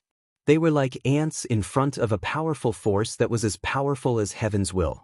Other than the Yi clan's disciples, there was another person who was unexpectedly struggling with all his might. This person was Xiao Mao. Even though Xiao Mao wasn't strong enough and had even been injured by Yi Shixiang, he was still a soul cultivator from the Lux village after all. Within the blood curse of the 4 spirits, he was able to rely on his mastery of the power of his bloodline to resist the strangulation of the blood formation. "Young Master Yi," Yu Tong said half jokingly, half seriously, "this Yu's patience is limited. If young Master doesn't make a decision, not only will the several hundred Yi clan's disciples be trapped inside the sword formation, even young Master will not be able to protect himself. At that time, I'm afraid this you will not be able to answer to the Yi clan's patriarch. Therefore, I ask young Master Yi to reconsider. Don't let your previous efforts go to waste." "All right." Yi Shixiang finally gritted his teeth and said, "Regarding today's matter, this young master will take it as suffering a loss in silence." Yu Tong said coldly, "Young Master Yi is wrong. It's this you who has suffered 2 losses in silence." Yi Shixiang fiercely glared at Yu Tong. His figure swayed and he rushed out of the blood formation's range. Yu Tong said a few words to Yun Jiechong, who was controlling the blood formation, but Yun Jiechong looked up at Yi Shixiang. Those blood-red eyes clearly revealed unwillingness. However, in the end, Yun Jiechong waved his hand and a crack that was less than a few feet was torn open in the closed blood formation. "My apologies," Yun Jiechong said with a hoarse voice. "Because this sword formation deviated, this Yun can't control it as I wish. Now, I can only open up this small crack. I hope young Master Yi can understand." Pulsed. Young Master Yi looked at that small crack. It was like a person standing under the city wall facing a dog hole. Although he was furious, there wasn't any special expression on his face. He responded in a low voice and said loudly, "Yi clan's disciples, follow this young master out." The Yi clan's disciples responded. They immediately realized that the force that was tightly suppressing them had suddenly disappeared. Everyone was ecstatic as if they had been pardoned. They immediately urged their figures to fly towards Yi Shixiang and prepared to fly out of the formation. Yi Shixiang didn't even look at them. He turned into a sword light and directly crashed into that crack that wasn't much bigger than a dog hole. Ha!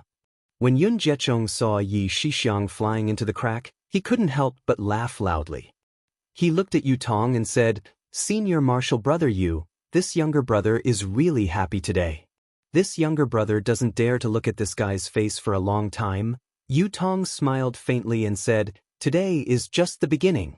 We merely let the Yi clan's young master see our faces. After today, you and I will exchange our true spirit bloodlines for Saint Spirit bloodlines. After we cultivate in seclusion for a few hundred years, we can expect to split our spirit and separate our bodies. At that time, when you look at the entire Dawn Rain continent, everything will have to see your face.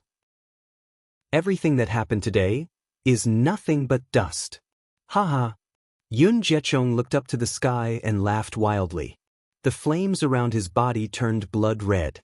That flame dragon avatar once again expanded by 30%. A ferocious dragon avatar was about to leave his body. Yun Jiechong's laughter rippled through the entire blood curse space, appearing especially enchanting. Yu Tong still had a smile on his face as he quietly watched.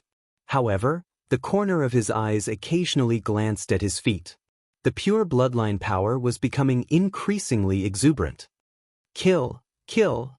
Oh!" Countless shouts and screams rang in Zhong Haoren's ears. Not only did these sounds stop in Zhong Haoren's ears, they also attacked his conscience. They were constantly tearing at Zhong Haoren's heart. Swoosh! An inexplicable sword light slashed under his armpit, piercing through his protective sword light and deeply piercing into his body. A burning pain came from the wound. Hiss! Zhong Haoren sucked in a breath. The immense pain made his body tremble, but at the same time, a sense of satisfaction arose. Zhong Haoren did not even lift his eyelids. With a wave of his left hand, a scarlet sword light flew out. Ah! Another scream was heard. The swordsman who had sneak attacked him died under this blow. Zhong Haoren's figure staggered slightly, but he barely managed to stand still in midair. When he looked around, the Fortune Gate disciples and Sword Cultivator disciples fighting on the left had thinned out. The sword formation on the south side of the Sky Patrol City had actually collapsed under the Fortune Gate's attacks. Without any hesitation, Zhong Haoren grabbed the hilt of the flying sword that had pierced into his body. Puff! Dirty blood splashed out. Zhong Haoren once again urged the sword origin, and a three-colored sword light gushed out from the wound to protect it. Was I wrong? Zhong Haoren did not look at his wound anymore. Instead, he lowered his head to look at the ground. The white ground was now covered in blood. The remains of hundreds of sword cultivators and Fortune Gate disciples were scattered everywhere. None of these corpses were intact. Some of them were still staring helplessly at the sky. Although their eyes were lifeless, in Zhong Haoren's eyes, it was as if he could see his own heart. Is it worth it for me to do this for the sake of the Fortune Gate's rise? Just because I'm about to die, should I use the lives of these Fortune Gate disciples to cleanse the disciples that I'm not sure of? I clearly know that this Sky Patrol City may be a bait, so why should I risk it all? P.S. Fellow Taoists who like this book, please subscribe to it at Qidian, vote for it, vote for it, vote for it, give it a tip, and thank you to the Alliance Master, Taoist Xiao, for your tip. Thank you to all fellow Taoists for your support. Chapter 5186. Fighting Spirit in one go, weakening in the second, and exhausting in the third. Although our Fortune Gate's disciples are charging into the sword formation in one go, it's obvious that these sword cultivators are avoiding our attacks. Once our Fortune Gate's disciples are slightly weakened, they will definitely launch a large-scale counterattack. At that time, it will be our Fortune Gate's time to retreat. Maybe Zhao Ming is right. After this battle in the Sky Patrol City, our Fortune Gate's disciples will grow, but what about these fallen disciples? What about the culprit who instigated the battle between our Fortune Gate and the Sky Patrol City? Is their target the Fortune Gate or the Sky Patrol City? If our Fortune Gate is defeated, do we still have a chance to survive? 1,000 regrets and 1,000 thoughts flowed into Zhong Haoren's mind like floating cotton, causing him to be unable to see the situation of the battle. Woo! At this moment, a low whistling sound came from not far away. A cultivator at the middle stage of the Gold Core realm urged his figure to break away from the battle, and flew towards the distance without the slightest hesitation. Zhong Haoren raised his gaze and saw it clearly. Wasn't that the sect master of the Wisdom Pavilion, Wu Cheng? Hee hee. Zhong Haoren sneered and thought to himself, I'm relieved to have found a deserting sect master. However, just as Zhong Haoren was about to withdraw his gaze, he suddenly saw some sword lights in the sky behind him from the corner of his eye. He couldn't help but be stunned for a moment before he hurriedly turned around to look towards the south. At this time, there were already groups of people flying over from the vast snow domain. These people did not look as powerful as the Fortune Gate's disciples, but the momentum they exuded was something the Fortune Gate's disciples could not compare to. Within the momentum, layers of sword intent condensed and sealed off the Fortune Gate disciples' escape route. Sure enough. Seeing this, Zhong Haoren breathed a sigh of relief as if he had finally seen the end. He whispered, "This is the Sword Cultivator's trap." However, before Zhong Haoren could think about why the Sword Cultivators would attack the Fortune Gate disciples, there were screams of ecstasy from the battle group. "Quick, look. Our Sword Cultivators' reinforcements are here." Above the Sky Patrol City's southern city gates, the sword formation that looked like a cocoon was being torn apart. Groups of swordsmen flew out and pounced on the Fortune Gate's disciples who had destroyed the sword formation outside the city gates like wolves and tigers. The number of swordsmen that came later was several times more than the swordsmen that came before. Seeing so many swordsmen flying out and being surrounded by sword cultivators, the Fortune Gate disciples were already flustered. The advantage they had gained earlier collapsed in an instant. Many Fortune Gate disciples put away their flying swords and magic artifacts to protect themselves, hesitating on how to deal with the situation. More Fortune Gate disciples' figures flickered as they broke away from the battle, seemingly wanting to escape. In an instant, the whole battle was in chaos. Fortune Gate disciples, heed my command, kill. Zhong Zhan's hoarse voice could be heard amidst the chaos. We can only survive if we kill our way into Sky Patrol City. Hearing Zhong Zhan's words, the nearby Fortune Gate disciples were ready to attack again. They wanted to kill their way into Sky Patrol City before the sword cultivators arrived. Yen Sun Manor's disciples. Then, another loud voice could be heard. It was Ching Jizi's voice. Heed my command, form a group and turn back. We'll take advantage of the fact that the sword cultivators have yet to form and break through the encirclement. Where's Wu City? Where's that damn Wu City? Zhao Ming's voice could also be heard amidst the chaos. Damn it. Seeing this, Zhong Haoren cursed in a low voice. He raised his hand and put it into his bosom. He had already taken out another crimson sword. Martial uncle? Fei Yunshu flew out from Zhong Haoren's left side. His clothes were also soaked in blood. He said anxiously, "It really happened, what should we do?" Although Zhong Haoren's heart was in a mess, he could not show it in front of his disciples. He smiled calmly and said, "What are you afraid of? We've already anticipated this situation and we've even discussed it. All right, this disciple will listen to martial uncle." Fei Yunshu looked at the scarlet sword in Zhong Haoren's hand and knew that Zhong Haoren had made a decision. He sighed in relief and nodded. Swoosh! In the distant battlefield, a dim golden light flashed and Zhong Zhan's figure landed not far away from Zhong Haoren. Zhong Zhan's robe was tattered and stained with blood.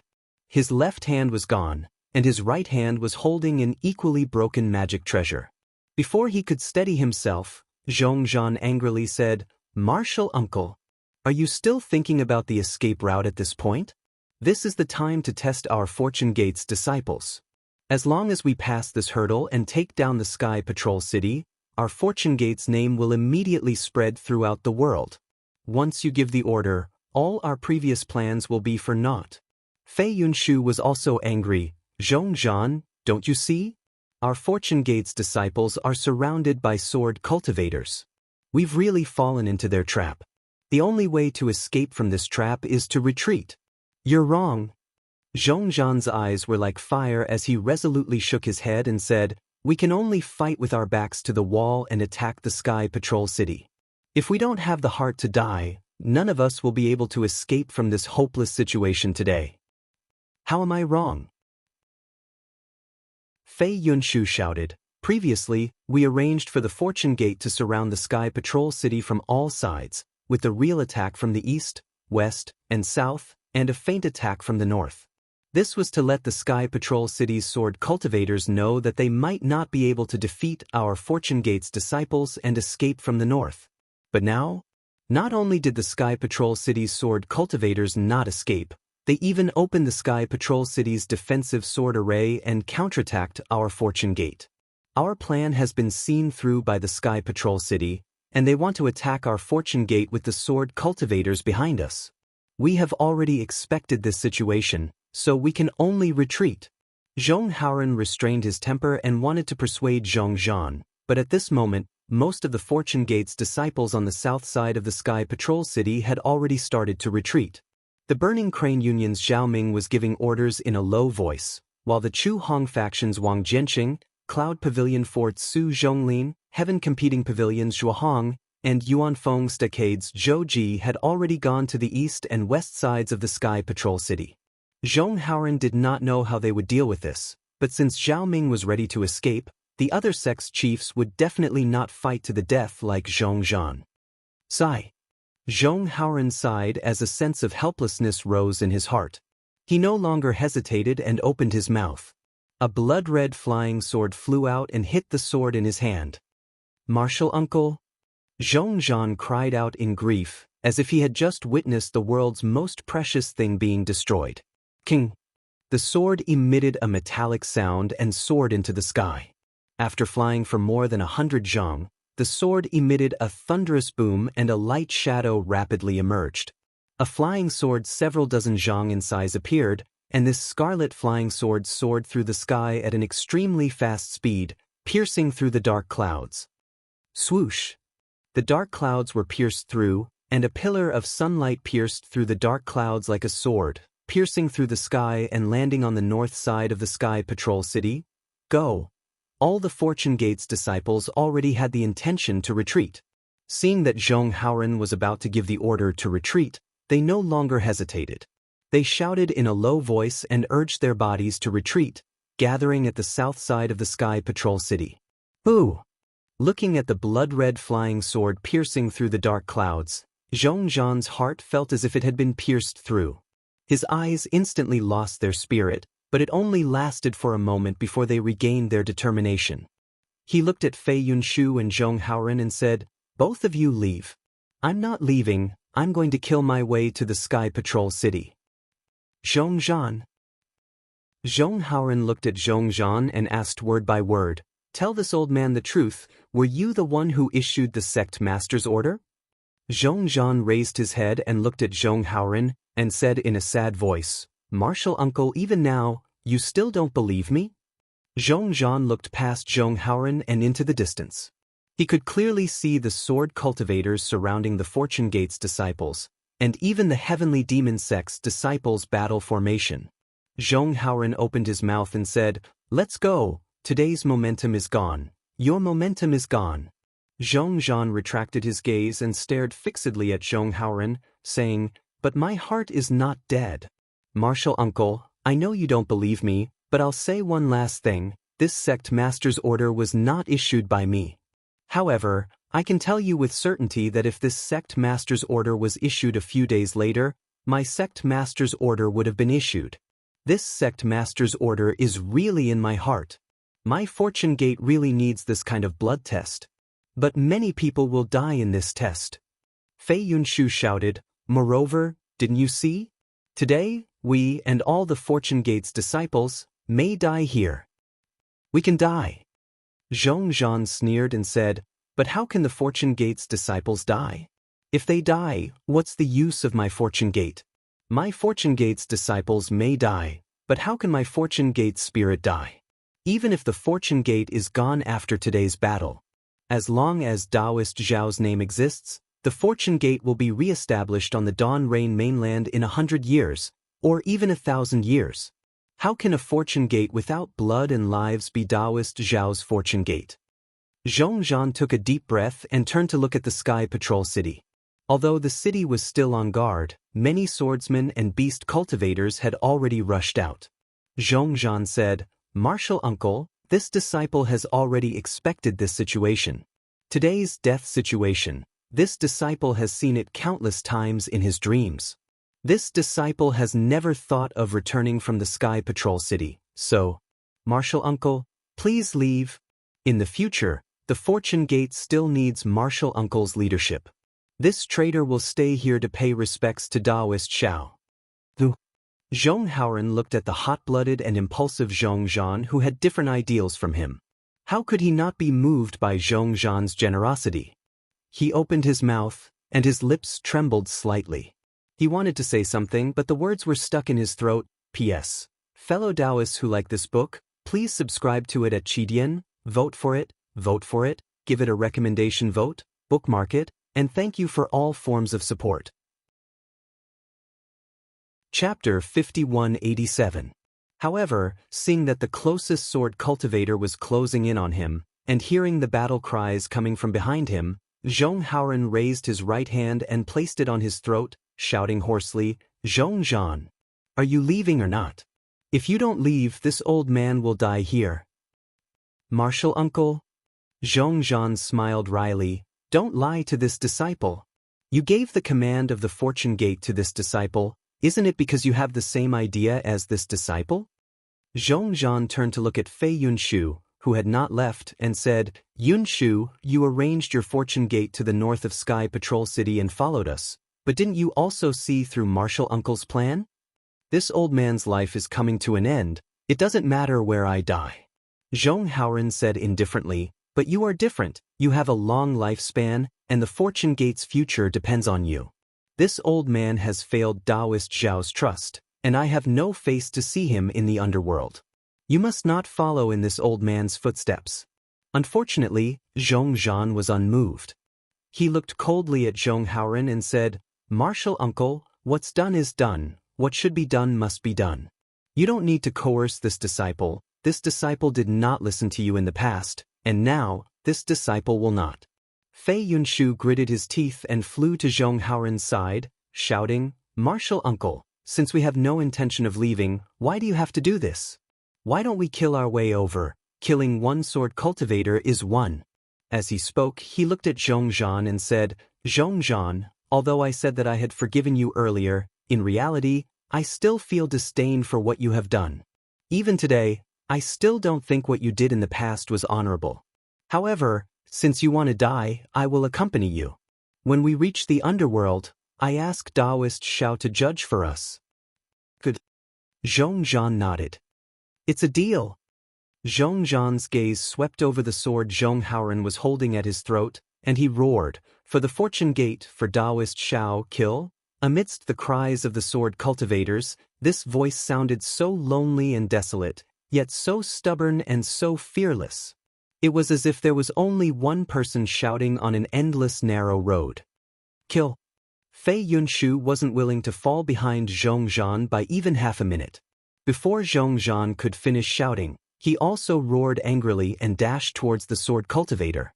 It was as if he was walking a completely different path from Zhong Zhan. The end of the road was also far away, but it seemed like they were heading back to the same destination. Alright. Zhong Haoren saw that his two disciples were ignoring him, but he didn't feel awkward at all. With such loyal disciples accompanying him on the road to the Yellow Springs, he wouldn't be lonely. He applauded and said, Since that's the case, let's all go. I'm afraid that only Daoist Zhao's Yellow Springs is our true destination. Zhong Haoren had already made up his mind to die, and he didn't say anything else. He circulated his secret technique for the last time, and his body emitted a whimpering sword hum as he gradually turned into a sword. Right at this time, rumble. Countless thunderous sounds came from the sky south of the Sky Patrol City. At first, the thunderous sounds were like drizzling rain, but in the next moment, they turned into a gurgling stream. By the time Zhong Haoren and the others heard it, it had already turned into the roar of a waterfall. While Fei Yunshu was still in shock, the thunderous sounds eventually turned into surging waves, like the rumbling of war drums, enveloping thousands of li around them. Even the stubborn Zhong Zhan turned pale with fright at this time. He slowed down and turned his head to look at the south. At this moment, in the originally gloomy sky behind the sword cultivators and heavenly demon sect disciples besieging the Fortune Gate, lightning flashed and thunder rumbled. The sky was more ferocious than the craziest tide of the Guihe Sea. In the midst of the thunder, there were flickering silhouettes, as if heavenly soldiers and generals had descended from the sky. An indescribable invincible battle prowess came silently from that place. However, before the battle might could get close, a divine thought that was even more terrifying and vast than the battle might swept across the Sky Sentry city like a storm. Then, a voice that was louder than thunder was heard, "Damn it! How dare you!" Following this voice, a slender figure leaped across the sky amidst the thunder. This figure landed on the north side of the Sky Patrol City faster than lightning. Although the figure was fast, how could it be faster than Zhongzhan's 1,000 years of devout prayer? When Zhongzhan saw the familiar figure, he almost cried out, "Xiao? Daoist Xiao? Is that Daoist Xiao? How is this possible?" Zhong Haoren and Fei Yunshu naturally saw the figure that had been deeply engraved in their souls. They couldn't believe it because that figure flashed past them like a bolt of lightning. It doesn't matter if it's him or not. Zhongzhan's eyes were blazing, and his pale face was flushed red. He turned to look at the sword cultivators who were several hundred zhang away and said excitedly, "To be able to see Daoist Zhao's figure before I die, this Zhongzhan can die without regrets. All of you have Daoist Xiao in your hearts, how could he let you die?" At this time, a sharp voice sounded, "Not to mention that the other Fortune Gate disciples have fled, and only the 3 of you are stubbornly resisting. If all of you die, how can I face Daoist Zhao's trust?" In the direction of this voice, the void was torn apart, and a huge phoenix flew out from it. Wasn't that Feng Wu? With a flap of Feng Wu's wings, Yuanya flew out with the devil spear in his hand. Behind him, Xiang Zhili, Wuqing, and Cui Ying also appeared. Yun Jichong released the 4 spirits' blood curse, allowing Yi Shixiang to crawl out of it like a dog crawling through a hole. Yi Shixiang bit his lips as an indescribable feeling of humiliation rose from the bottom of his heart. When he escaped from the 4 spirits' blood curse, he took a deep breath and turned into a ray of sword light, flying more than 1,000 zhang away. When he raised his head to look again, the sword formation was no longer there. Instead, a purple-red cocoon of light was emitting a bewitching radiance in midair. It resembled a poppy flower that was about to bloom. This poppy flower had yet to bloom, but it had already swallowed thousands of Fortune Gate's disciples. How could the other Fortune Gate's disciples dare to approach it? They frantically tried to escape in all directions, but even so, there were still many disciples who failed to escape from the rapidly expanding 4 blood-red vortexes inside the cocoon of light. Roar! A few low growls sounded, and the snow tapir that was fighting with Hanba earlier flew back. Yi Shixiang looked at the snow tapir, then at Hanba, who was circling around the blood formation but could not find a way to enter. A cold sneer appeared on his face as he took out his sword pouch and put away the snow tapir. Then, he stood there quietly, looking at the 4 spirits' blood curse as if he was contemplating something. Half a cup of tea's time later, all the Yi family's disciples flew out from the 4 spirits' blood curse and landed beside Yi Shixiang, waiting for his orders. Yi Shixiang looked around and ordered, "All of you, quickly retreat to the Sky Patrol City." The group of Yi family's disciples complied and flew towards the Sky Patrol City. They should be here by now, right? Yi Shixiang turned to look at the east and west sides of the Sky Patrol City. The 4 spirits' blood curse had already taken shape and had sealed the surrounding space.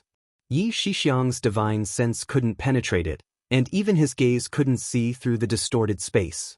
Yi Shixiang hesitated for a moment, then he flew several hundred zhang away with the Yi family's disciples.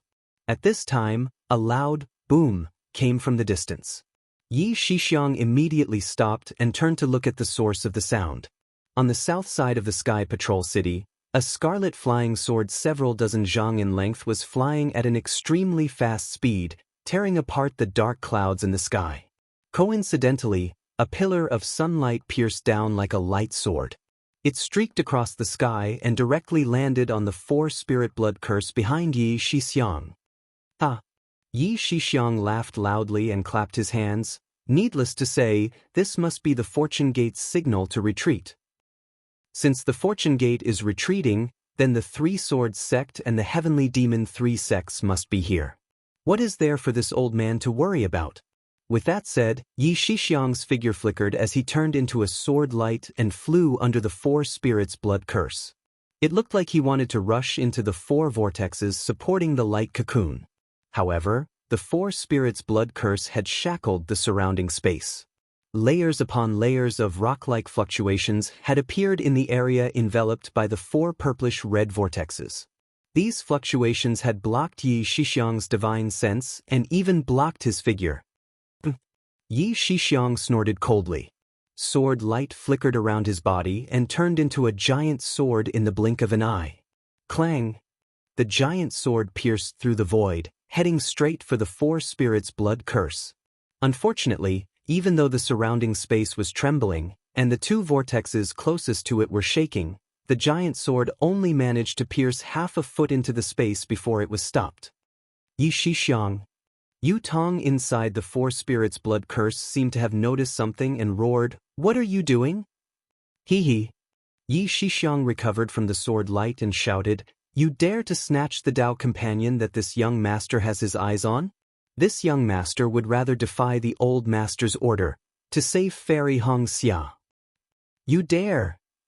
Yu Tong was flustered and exasperated. He hurriedly urged his figure to fly out of the four spirits' blood curse to stop him. Yi Shixiang didn't dare to be negligent. He quickly raised his hand and took out the flying sword that was shining with a fiery red sword light. Thief! Yi Shixiang spat out a mouthful of blood essence.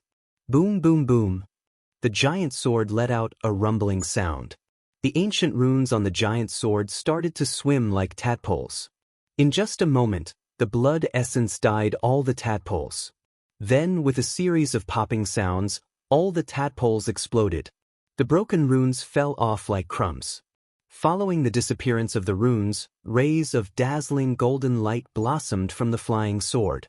In the end, the crimson-red sword light faded away, revealing a magic weapon that looked like a golden sword breaker. Pride appeared in Yi Shixiang's eyes. He casually shook his hand. A dragon-like roar came from the golden sword breaker. Layers of golden light broke free from the golden sword breaker and transformed into the shape of a flood dragon. Spirit weapon? Yu Tong was shocked when he saw this and cried out, "How can you use my Tao cultivator's spirit weapon? Vote for it, give it a recommendation vote, collect it, tip it, and thank you for all forms of support." In the blink of an eye, four figures of light appeared around the jade board. They were in the shape of a dragon, a phoenix, a tiger, and a vermilion bird. Dang! Yu Tong raised his hand and flicked it. Like the sound of a huge bell, the phoenix figure flew out and fell into the whirlpool that Fairy Hong Xia fell into. Woo-woo! A strange wind blew out from the whirlpool. Then with a schwa, the four spirits' blood curse that was originally tightly wrapped around the whirlpool bloomed like a flower. A powerful aura spread out in all directions. The earth shook and the purplish-red whirlpool shrank rapidly. Below the earth, a crystal that was thousands of feet in size flew out from the abyss. This crystal was completely transparent and was greenish-white in color. Fairy Hong Xia was sitting cross-legged at the bottom of the crystal. The ice phoenix celestial body that was spreading its wings was frozen in the center of the crystal. Boom boom. The crystal flew into the sky along with the whirlpool. Wherever it went, space collapsed. All of the purplish-red whirlpools were sucked into the crystal and absorbed by the ice phoenix. Ayo ayo. In the distance, the anxious Hitorigami finally found an opening. He roared and pounced into the four-spirit blood curse. He rushed into one of the whirlpools. Xiao Mao was already powerless to struggle. His body was slowly being torn apart and gradually fell into the edge of the whirlpool. Yu Tong did not even look at Hitorigami. He flicked his finger again. Ding! The vermilion bird figure flew into another whirlpool. Huang Mingxiang's eyes were tightly shut. A fiery red vermilion bird figure was also frozen in the crystal. Like Fairy Hong Xia, it was slowly being pulled out of the ground. The ice phoenix and vermilion bird crystals flew out. The crystal that fell under Yun Guichong's feet immediately detached from his body and flew to the two crystals like a spiritual snake, entangling them. Then, a gloomy coldness mixed with a black shadow completely enveloped one side of the four-spirit blood curse. Senior Yu? Yun Jiechong was originally channeling the blood curse of the four spirits with all his might, but when Yi Shixiang destroyed the mountain peak, he suddenly discovered that his magic power was everywhere in the void. Everything was out of his control. At this moment, the crystal light had also disappeared, causing him to be at a loss. He could not help but ask softly, What's going on? Deng. Yu Tong did not answer Yun Guichong. Instead, he flicked his finger and the tiger-shaped light figure fell into a whirlpool. Boom! This time was different from before. A roar sounded from the whirlpool. A huge suction force grabbed Yun Guichong like a giant hand. Yun Guichong was shocked. He asked anxiously, Senior Yu, what's going on? Seeing that Yun Guichong was being grabbed by the suction force, Yu Tong smiled faintly and said, Junior Yun, thank you. The flame dragon is an extremely important true spirit bloodline in the four-spirit blood curse. How can I not have you to urge the four-spirit blood curse? But Yun Guichong felt that his physical body was gradually being torn apart. He really did not expect that his previous vigilance would come true in the end. However, he still did not dare to believe it. Doesn't the flame dragon bloodline have Yun Xiaoying? Didn't the four-spirit blood curse? I also set it up bit by bit? Yun Xiaoying is a female cultivator. How can she bear the flame dragon bloodline? Yu Tong smiled and said, Also, the four-spirit blood curse you set up is only a four-spirit blood curse. It's not the formation I wanted to set up. Then, Yun Guichong's flesh had already started to shatter. He still shouted with his eyes wide open, Then why? At this moment, Yi Shixiang snorted coldly in the distance. Idiot! You've been used by Yu Tong. This young master has also been used by him. Although the four-spirit blood curse you set up was not wrong and this young master has even moved the position of the four-spirit blood curse, it did not affect his plan at all. Also, your four-spirit blood curse is not complete. Only by overturning the mountain that supports the four-spirit blood curse will the four-spirit blood curse truly take shape. This young master wanted to destroy the four-spirit blood curse, but I didn't expect that it would still complete the four-spirit blood curse. I understand. Yun Guichong's face turned distressed. He looked at Yu Tong and said softly, Senior Martial Brother Yu, could it be that this plan of yours has already started 1,000 years ago? Yu Tong nodded and said, That's right. From the moment this young master saw you, your fate has already been decided. There are very few humans in this world who possess the true spirit bloodline. If I don't use you, who else can I use? Asking a tiger for its skin, Yun Guichong smiled bitterly. I didn't expect that I would still die in the hands of the person I trust the most in the end. Don't talk about trust. Yu Tong said coldly, You don't have the right to say this. You're just using each other. Perhaps Fairy Hong Xia and Huang Mingxiang have the right to say this. Gotcha. With the sound of bones being torn apart, Yun Guichong was dragged into the whirlpool while screaming miserably. Woo-woo. Just as Yun Guichong fell into the whirlpool, a strange sound came from the edge of the whirlpool. Drought Demon was protecting Xiao Mao. Because the two of them could not resist the suction force, their bodies glowing with blood-red light also fell into the whirlpool.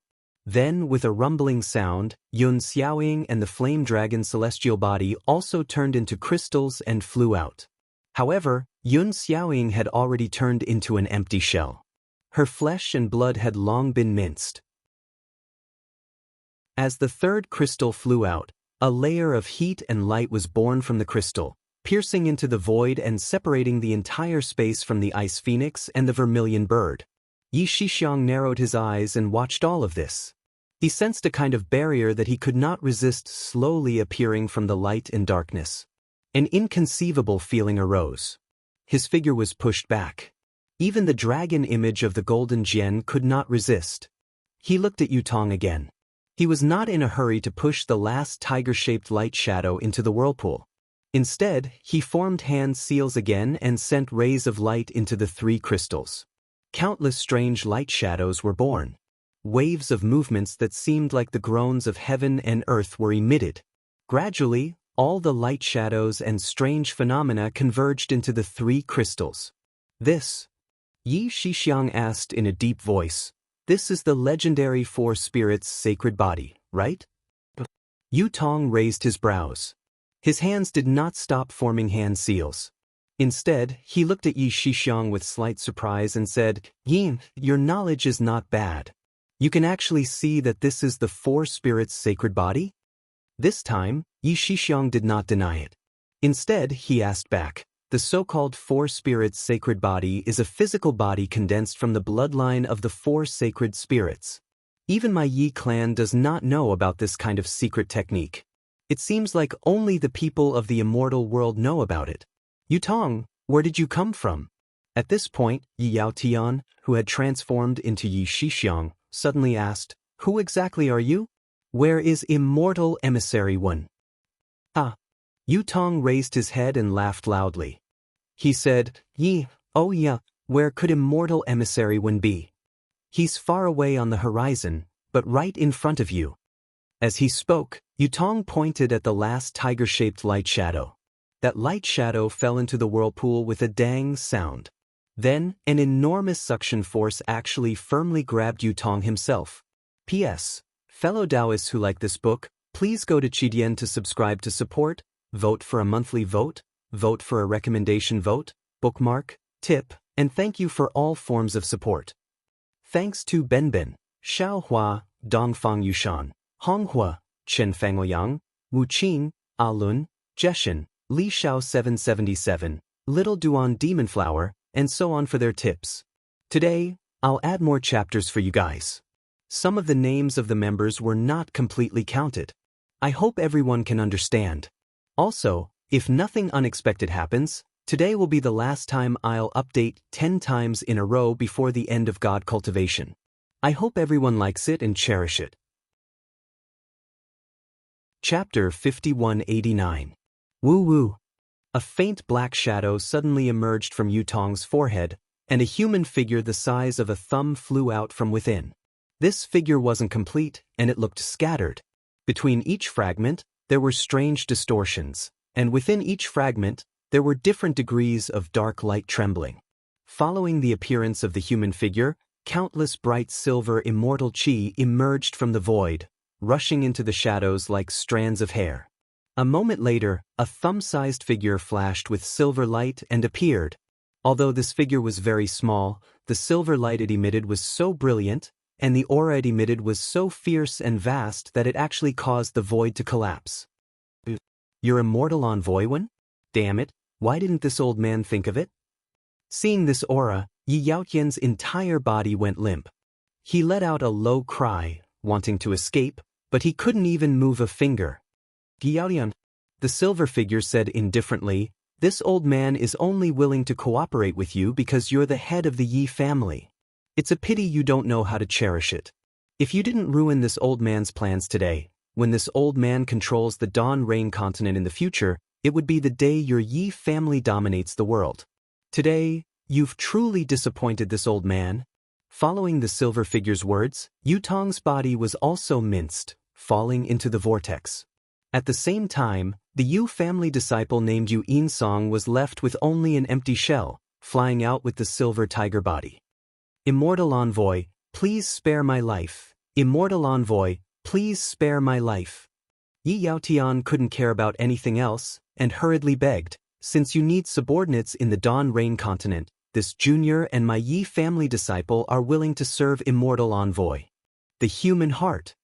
The silver figure said indifferently, why is it always like this? The previous opportunity was right in front of you, but you didn't know how to cherish it. Only now do you know how to regret it. Do you know how many people in this world wish for such an opportunity? As he spoke, the silver tiger's crystal flew to the same place as the flame dragon's crystal. Whoosh! 4 bursts of innate bloodline power surged out of the 4 crystals at the same time, spreading in all directions. Of course, The bloodline power only spread out for several kilometers before sweeping violently and crashing into the center of the four crystals like a myriad of streams returning to their origin. Pong! The bloodline powers collided, and a deep sound was heard. After this sound, the four bloodline powers merged into one place, piercing deep into the void. Ka-ka-ka-ka. The continuous sound pierced through layer after layer of void, and finally piercing into an unknown place. Then the aura of the ice phoenix and vermilion bird's crystals, ants, the darkness and coldness and darkness. At the same time, the heat and light of the flame dragon's and silver tiger's light also turned into a light curtain, and the aura's aura. At the same time, the heat and light of the flame dragon and silver tiger's aura. Haha. The silver figure saw a spot of blood appear where the light and shadow fell, and laughed wildly. He waved his hands, and the two rays of light that were entangling the four crystals were instantly filled with blood-red light. They pierced straight into the light, and his body swayed, about to fall into it. Rumble, rumble, rumble. At this time, the space that was sealed by the four spirits' blood curse was suddenly broken apart by thunder. Yao Tian, who didn't know what was happening outside, suddenly heard the sound of thunder from outside the blood curse. At this moment, a divine sense as vast as the heavens came from the distance. After sweeping through the four spirits' blood curse, a burst of incomparable anger came from the divine sense. Rumble, rumble, rumble. The seemingly indestructible seal was instantly shattered by the divine sense. The four crystals that were about to fuse together began to tremble, and began to fall. Damn it! The silver figure was shocked, and he roared, Luo Xingtian, you dare to break this daddies.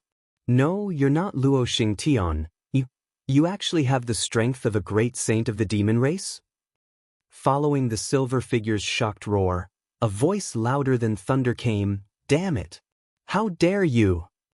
Following that, a tall and thin cultivator streaked across the sky faster than lightning, and instantly landed on the four spirits' blood curse. This cultivator's phoenix eyes were slanted, and those starry eyes were filled with anger. Xiaohua! The silver figure was inexplicably shocked, and shouted in disbelief.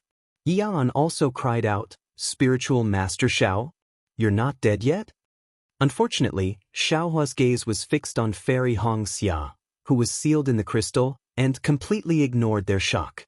The silver figure suddenly understood something, and without any hesitation his body swayed, and a silver light flashed, and he immediately disappeared from the spot.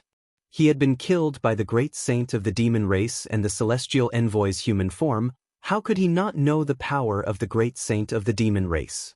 The moment the silver figure disappeared, Xiaohua laughed coldly and said, If I don't kill you, how can I dare to see Fairy Hong Xia? After saying that, Xiaohua waved his hand and took out the sword gourd. Following the activation of the spirit-slaying vital light, a black and white ray of light shot out from the sword gourd, and directly into the void. The void was torn apart, and pieces of it collapsed. The black and white ray of light blocked the void, and the already disappeared silver figure appeared from the void. Seeing the silver figure appear, within the black and white ray of light, the spirit-slaying vital light split into two colors, yin and yang, and ferociously rushed forward. Wherever the yin and yang light passed, everything was destroyed. Regardless of whether it was the collapsed void or the spiritual pressure of the silver figure, nothing could stop it. Pooh! With a soft sound, the spirit-slaying vital light landed on the head of the panicking silver figure. Purr! As if in pain, a tiger's roar came from the silver figure, and a silver light like a white tiger appeared from the silver figure's head, blocking the spirit-slaying vital light. Ah, spirit! Spirit-slaying vital light? How can there be spirit-slaying vital light in the Dawn Rain continent? The silver figure was shocked, and shouted in disbelief. Xiaohua looked at the silver figure and the tiger-shaped silver light, and couldn't help but think of the immortal messenger with the surname Xin, and Fire Phoenix King's words. He raised his hand, and stopped the spirit-slaying vital light, and asked, Is your surname Wen? The silver figure heard and quickly nodded, This old man is immortal messenger Wen. Xiaohua nodded and said, Since it's like this, you can die. With that, Xiaohua used his hand to point again. Pooh! With a soft sound, the spirit-slaying vital light slightly trembled, and pierced through the tiger-shaped silver light, and deeply pierced into the immortal human figure. How is this possible? The silver figure shouted, and then no longer made any sound. And Xiaohua raised his hand, and a dark green crystal light landed between the silver figure's eyebrows. You came at the right time. At this time, a sound came from the sky, and sunlight scattered everywhere. The void was torn, and Huang Tong flew out. He saw the dim silver figure wave his hand, and threw a few people into the air. He spread his wings and landed, and protected Xiaohua. He shouted, I have worked so hard for so long, no one can fight with I for this great tonic. Xiaohua's face was like frost, and he retracted his finger. With the spirit-slaying vital light in the sword gourd intersecting, the dim silver figure's head fell from the silver light, as if the real head was killed by the spirit-slaying vital light. Seeing the silver figure being destroyed, Huang Tong, who was guarding at the side, opened his mouth, and the tiger-shaped silver light was immediately swallowed by him. Rays of silver light seeped out of his body. His demon body swelled uncontrollably. Countless stars and moon powers appeared in the void around him. However, it only lasted for a moment before Huang Tong flapped her wings. The power of the stars and moon disappeared, and all the strange phenomena disappeared. Why did you bring them here? Xiaohua looked at the three people brought by Huang Tong, and did not know whether to laugh or cry. Didn't you go to imprison Dongshan-yi? Huang Tong shrugged and smiled. I was going to return to the Imperial Thunder Sect after imprisoning Dongshan-yi, but on the way back, I heard that the Fortune Gate was coming to the Sky Patrol City to stop the marriage between Fairy Hong Xia and the Yi clan. I knew that if you were not in the Sky Patrol City, you must be on your way here, so I came directly to the Sky Patrol City. On the way here, I met the three of them who were also rushing to the Sky Patrol City, so I brought them here. Oh, also, thanks to your help, I don't want to talk about the excitement on the way here. The Fortune Gate's name has spread across the entire Dawn Rain continent. Almost all the sect masters of the so-called Three Kingdoms of Cultivation have brought their disciples here. Xiaohua's lips curled into a sneer, and he looked at the distant horizon and said, they should be here. The Dawn Rain continent is no longer under their control. If they don't come, they will be kicked out of this continent. Taoist Master Xiao. A timid and anxious voice urged, Hong Xia is she okay? This voice naturally belonged to Kai Zhuoxia. Since Kai Zhuoxia had appeared, how could Li Zongbao not come? Li Zongbao nodded at Xiaohua, and did not urge him. He knew that Xiaohua had a sense of propriety, and Xiaohua was more anxious than Kai Zhuoxia. Greetings, Taoist Master Xiao.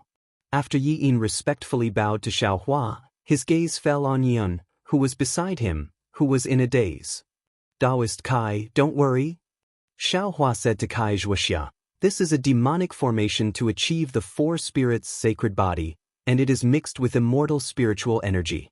Although I already know the method to break the formation, it involves the lives of 3 people, so I still need to think carefully. P.S. Fellow Taoists who like this book, please go to Qidian to subscribe to support, cast a monthly vote, cast a recommendation vote, bookmark, reward, and thank you for all forms of support. Thanks to Benbin, Xiaohua, Dongfang Yushan, Honghua, Chen Fangoyang, Wu Qing, Alun, Jeshen, Li Xiao 777, Little Duan Demonflower, and so on for their rewards. Today, I will update for you, but some of the names of the people are not fully recorded. I hope everyone can understand. Also, if there are no accidents, today is the last update before the end of the Cultivation God. I hope everyone likes it and cherish it. Chapter 5190. Alright. Kai Zhuoxia did not dare to urge him. She only said one word and did not say anything else. Li Zongbao stretched out his hand and held onto Kai Zhuoxia's small hand. However, he felt that Kai Zhuoxia's hand was covered in sweat. Clearly, she was extremely worried. Who would have thought that Xiaohua did not look at the 4 crystals? Instead, he turned his head to look at Yaman and said, You are the Yi clan's patriarch? Spiritual Master Shao, please spare my life. Spiritual Master Shao, please spare my life. Yian saw that Xiaohua had easily killed Emissary Wen. That aura that he found hard to describe was emitted from Emissary Wen's body. He knew that he was definitely not Xiaohua's opponent. He hurriedly knelt down and said, "This was all Emissary Wen's orders. Even if this junior had the guts as big as the sky, he would not dare to provoke. AI, if this old man did not search your soul, I'm afraid that I would have been deceived by you." Xiaohua sighed. He looked at Yan and said, "Moreover, this old man was entrusted by Yi Zhen. I also wanted to protect your Yi clan. However, you were extremely daring. You actually dared to scheme against this old man's Dao companion. Even if you died 10,000 times, it would still not be able to extinguish the anger in this old man's heart." When Yan heard the name Yi Zhen, he was so scared that his soul flew out of his body. He immediately collapsed in midair. Logically speaking, you are merely a third-grade sword transformation realm cultivator. With this old man's status, I should not make things difficult for you. Xiaohua's face was cold. He said in a low voice, "However, with this kind of karma, how could this old man let others do it?" After he finished speaking, Xiaohua did not seem to use any divine ability. Kachacha! A layer of lightning surged out from Yi Yaotian's body. In an instant, Yan was killed. Within the lightning, a human-shaped primordial spirit struggled to fly out. However, the merciless lightning instantly annihilated it. Yi Yaotian's body and soul were destroyed. Xiaohua raised his hand again, and Yi Yaotian's sword pouch fell into his hand. Xiaohua looked at it for a moment, then took out the spirit artifact and stored the sword pouch into his bosom. His eyes were looking at the four spirits' blood curse, and his divine sense was probing the spirit artifact. Although they knew that there were reinforcements coming from afar, and they even seemed to have seen Jinren Shao, who they often saw in their souls, Zhong Haoren, Fei Yunshu, and Zhong Zhan knew that it was just water in the distance that could not quench their thirst. The sword cultivator from the Celestial Patrol City had already flown close to them, and they could no longer see the sun of tomorrow. They looked at each other.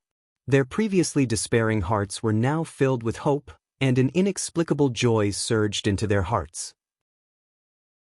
For Jinren Shao! A soundless cry came from their hearts.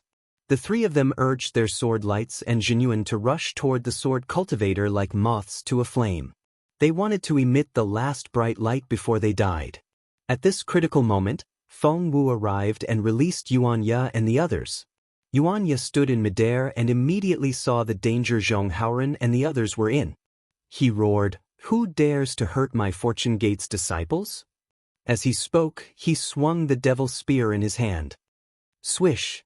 There was no surge of devil chi, and the spear's afterimages killed all the sword cultivators in front of Zhong Haoren and the others. Yuan Ye did not say anything.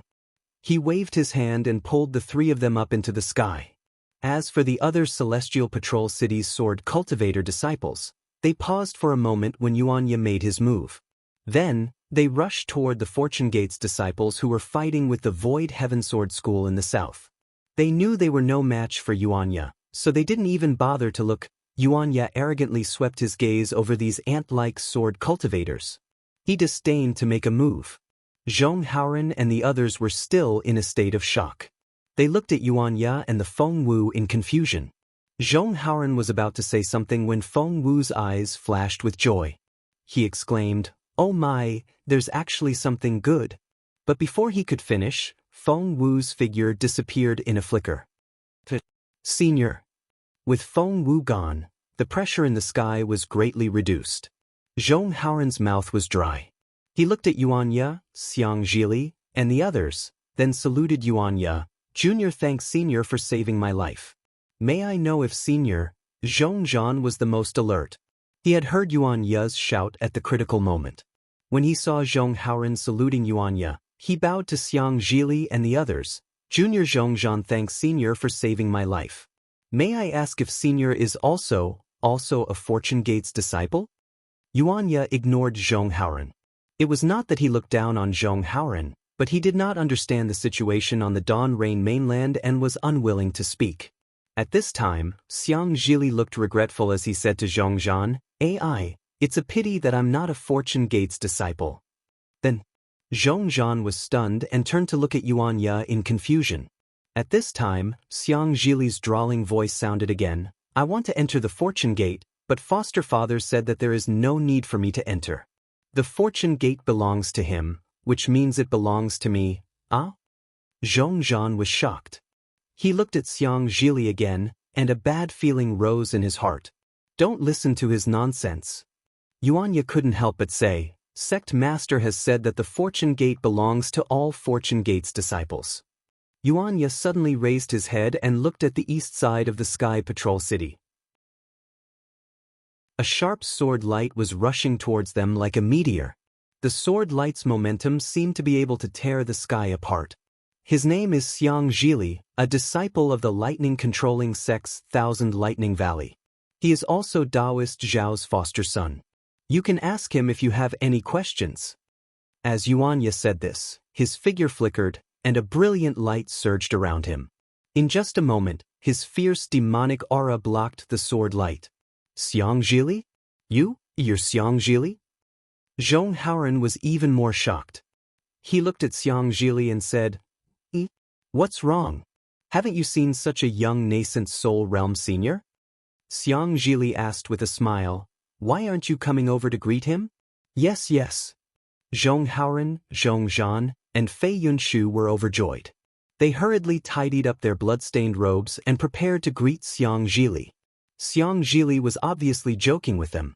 Seeing that the three of them were serious, he hurriedly waved his hand to support them. He smiled and said, "Don't. I'm just joking with you. You are my Fortune Gate's great heroes. It's more appropriate for me to greet you. If you greet me, won't Godfather scold me?" Xiang Zhili quickly took out some medicinal pills and handed them to the three of them. He said, "These are the medicinal pills bestowed by Godfather. Quickly take them." Yes. Zhong Haoren and the others were so happy that their eyes were wet. They hurriedly swallowed the medicinal pills. Wu Qing looked at Zhongzhan's broken arm and said indifferently, "We don't dare to touch your injuries. When the battle is over, we'll ask the Bear Palm Gate and the others. Their medicinal pills are the most suitable. At the very least, we'll ask Senior Brother Xiao to help." Bear Palm Gate? Senior Brother Xiao? Fei Yunshu looked at the young man with unfathomable strength in front of him. "So, it's Senior Wu Qing?" Zhongzhan was pleasantly surprised. He hurriedly bowed and said, "Junior has long heard of Senior's name, but I didn't expect to meet you today. You are a Fortune Gate's great hero. There's no need to be so polite." Wu Qing's expression remained unchanged as he helped Zhongzhan up. Since they knew that one of the two cultivators in front of them was Xiang Zhili and the other was Wu Qing, Cui Yingying's identity was obvious. Zhong Haoren and Fei Yunshu hurriedly saluted Cui Yingying.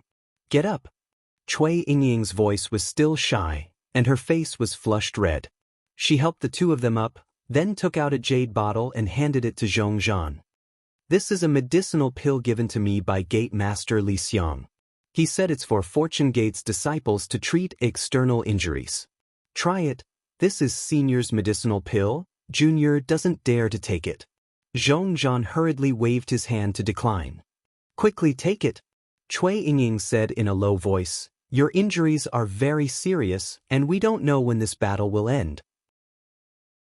Don't damage your Dao Foundation." "Many thanks, Senior." Zhongzhan thought for a moment, then bowed. The Fortune Gate's medicinal pills were naturally created by the heavens and earth. After Zhongzhan took the medicinal pill, his severed arm began to grow, and his palm was slowly forming. "Zhong Haoren?" Xiang Zhili squinted his eyes as he looked at the sword qi in the distance. It was hard to tell whether he was mocking or envious as he said, "You're really something. A Fortune Gate summoning order actually caused such a huge battle." Zhong Haoren was a little frightened, and he bit his lip as he said, "This matter is far from what Senior thinks. Junior and the others have also fallen into someone else's trap." "Oh?" Xiang Zhili asked curiously, "What's going on?" Zhong Haoren was about to speak when Wu Qing interrupted, "Let's talk as we walk. The battle over there is in full swing. We can't just stand by and watch. right? Cui Yingying's eyes were sharp, and she saw an intermediate gold core cultivator in a critical situation. She hurriedly pointed at him and said, "That cultivator is in danger, I'll go and rescue him." Zhong Zhan's gaze swept over, and he said coldly, "That's Wu Cheng from the Intelligent Pavilion. He seemed to be the one who led the escape." Xiang Zhili snorted, "This young master hates those who run away from battle the most.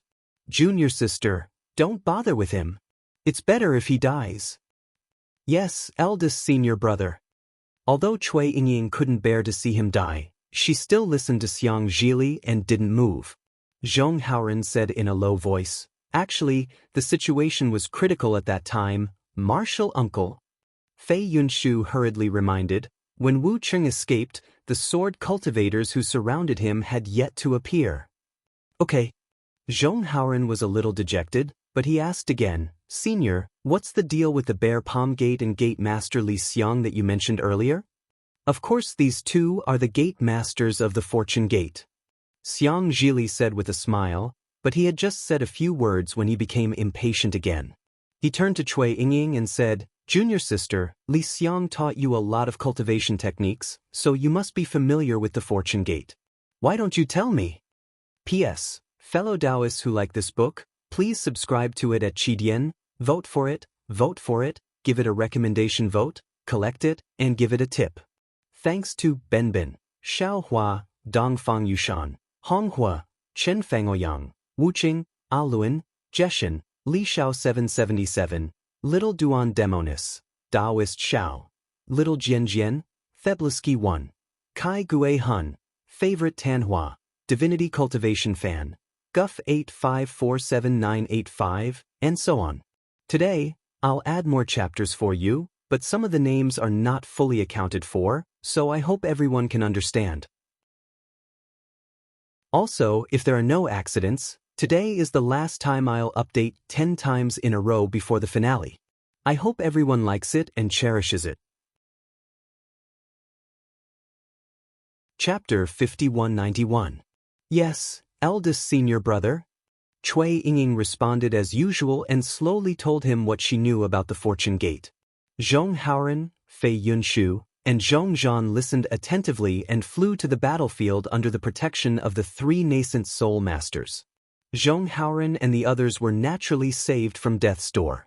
On top of the Sky Patrol City, the quilted mountain sex Xue Cheng was dumbfounded. He did not panic when he saw the Fortune Gate's Sky Patrol City's sword formation being defeated. He only looked into the distance and wanted to know what other tricks the Fortune Gate had up their sleeves. However, when he saw the sword Qi, he was overjoyed. Before he could send out the signal to attack, Yigu Xing sent him a message. After reading the message, Xue Cheng understood that the sword cultivator who came from afar might not be the reinforcements. Moreover, he also understood something in an instant. However, before he could fly to Yiguxing for a discussion, Yiguxing's second message arrived. The message clearly stated that even if the sword cultivators besieging the Fortune Gate were enemies and not friends, they were still sword cultivators from the Huan country. The three swords gates guarding the Sky Patrol City had already lost the initiative by not knowing that the Fortune Gate was besieging the Fortune Gate. Their current plan was to kill the Fortune Gate's disciples first and let the incoming sword cultivators face the Sky Patrol City directly. Therefore, the bloodthirsty Xue Cheng did not hesitate and released almost all the sword and beast cultivators. When he saw the Fortune Gate's disciples fleeing in panic and Zhong Haoren, Fei Yunshu, and Zhong Zhan dying, a trace of excitement appeared in his heart. However, this excitement was instantly erased by Xiaohua's divine sense and the thunderous battle prowess of the Fortune Gate's disciples. When Feng Wu appeared and Yuan Ye killed hundreds of sword cultivators, he was completely stunned. Before Feng Wu could fly away, he had already left the Sky Patrol City's south gate and flew to the east gate. What a joke! Not to mention the demon clan that was as vast as the stars, even the sword formation of the Sky Patrol City could not withstand the power of the spear from the Taoist cultivator who held the Devil Spear. What was the use of staying at the south gate? Gu Jianyu. Before he reached the Sky Patrol City's east gate, Xue Cheng shouted, "What's going on?" Almost at the same time, a light broke through the sky from Xue Cheng's left and Zhuang Hong's voice sounded, Gu Jianyu, hee. Xuecheng sneered. He knew that the west gate was naturally further away from the east gate than the south gate was from the east gate. Zhuang Hong had arrived right after him. Zhuang Hong had left his post earlier than him. Xuecheng focused his gaze and saw that the battle situation at the Sky Patrol City's east gate was similar to the south gate. The Mountain Patrol Sword Sect's disciples were the closest to the Sky Patrol City. There were about 100,000 of them, and the ones facing them were the Dawn Rain Continent's Fortune Gate's disciples. After the Dawn Rain Continent's Fortune Gate's disciples, there were some Sword Cultivator and Dao Cultivator's disciples. There were also many of them, about 100,000 of them. However, they did not attack the Dawn Rain Continent's Fortune Gate's disciples. Instead, they turned around and attacked the Dao Cultivator's disciples behind them. The number of Dao Cultivator's disciples that arrived at the end was not many, perhaps 100,000 of them. However, these disciples were the strongest, and the hundreds of thousands of Sword Cultivator and Dao Cultivator's disciples were no match for them. The battle situation was very similar to the battle between the Sky Patrol City and the Fortune Gate's disciples. Zhuang Hong only took a glance and hurriedly said, "Yi Jianyu, there's no need to look anymore. The situation here is similar to the Sky Patrol City's West Gate.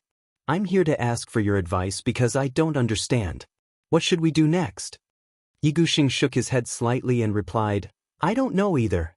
My Mountain Patrol Sword Gate's disciples have been sent out. Other than the disciples maintaining the sword formation, there's no one else in the Sky Patrol City that can be used.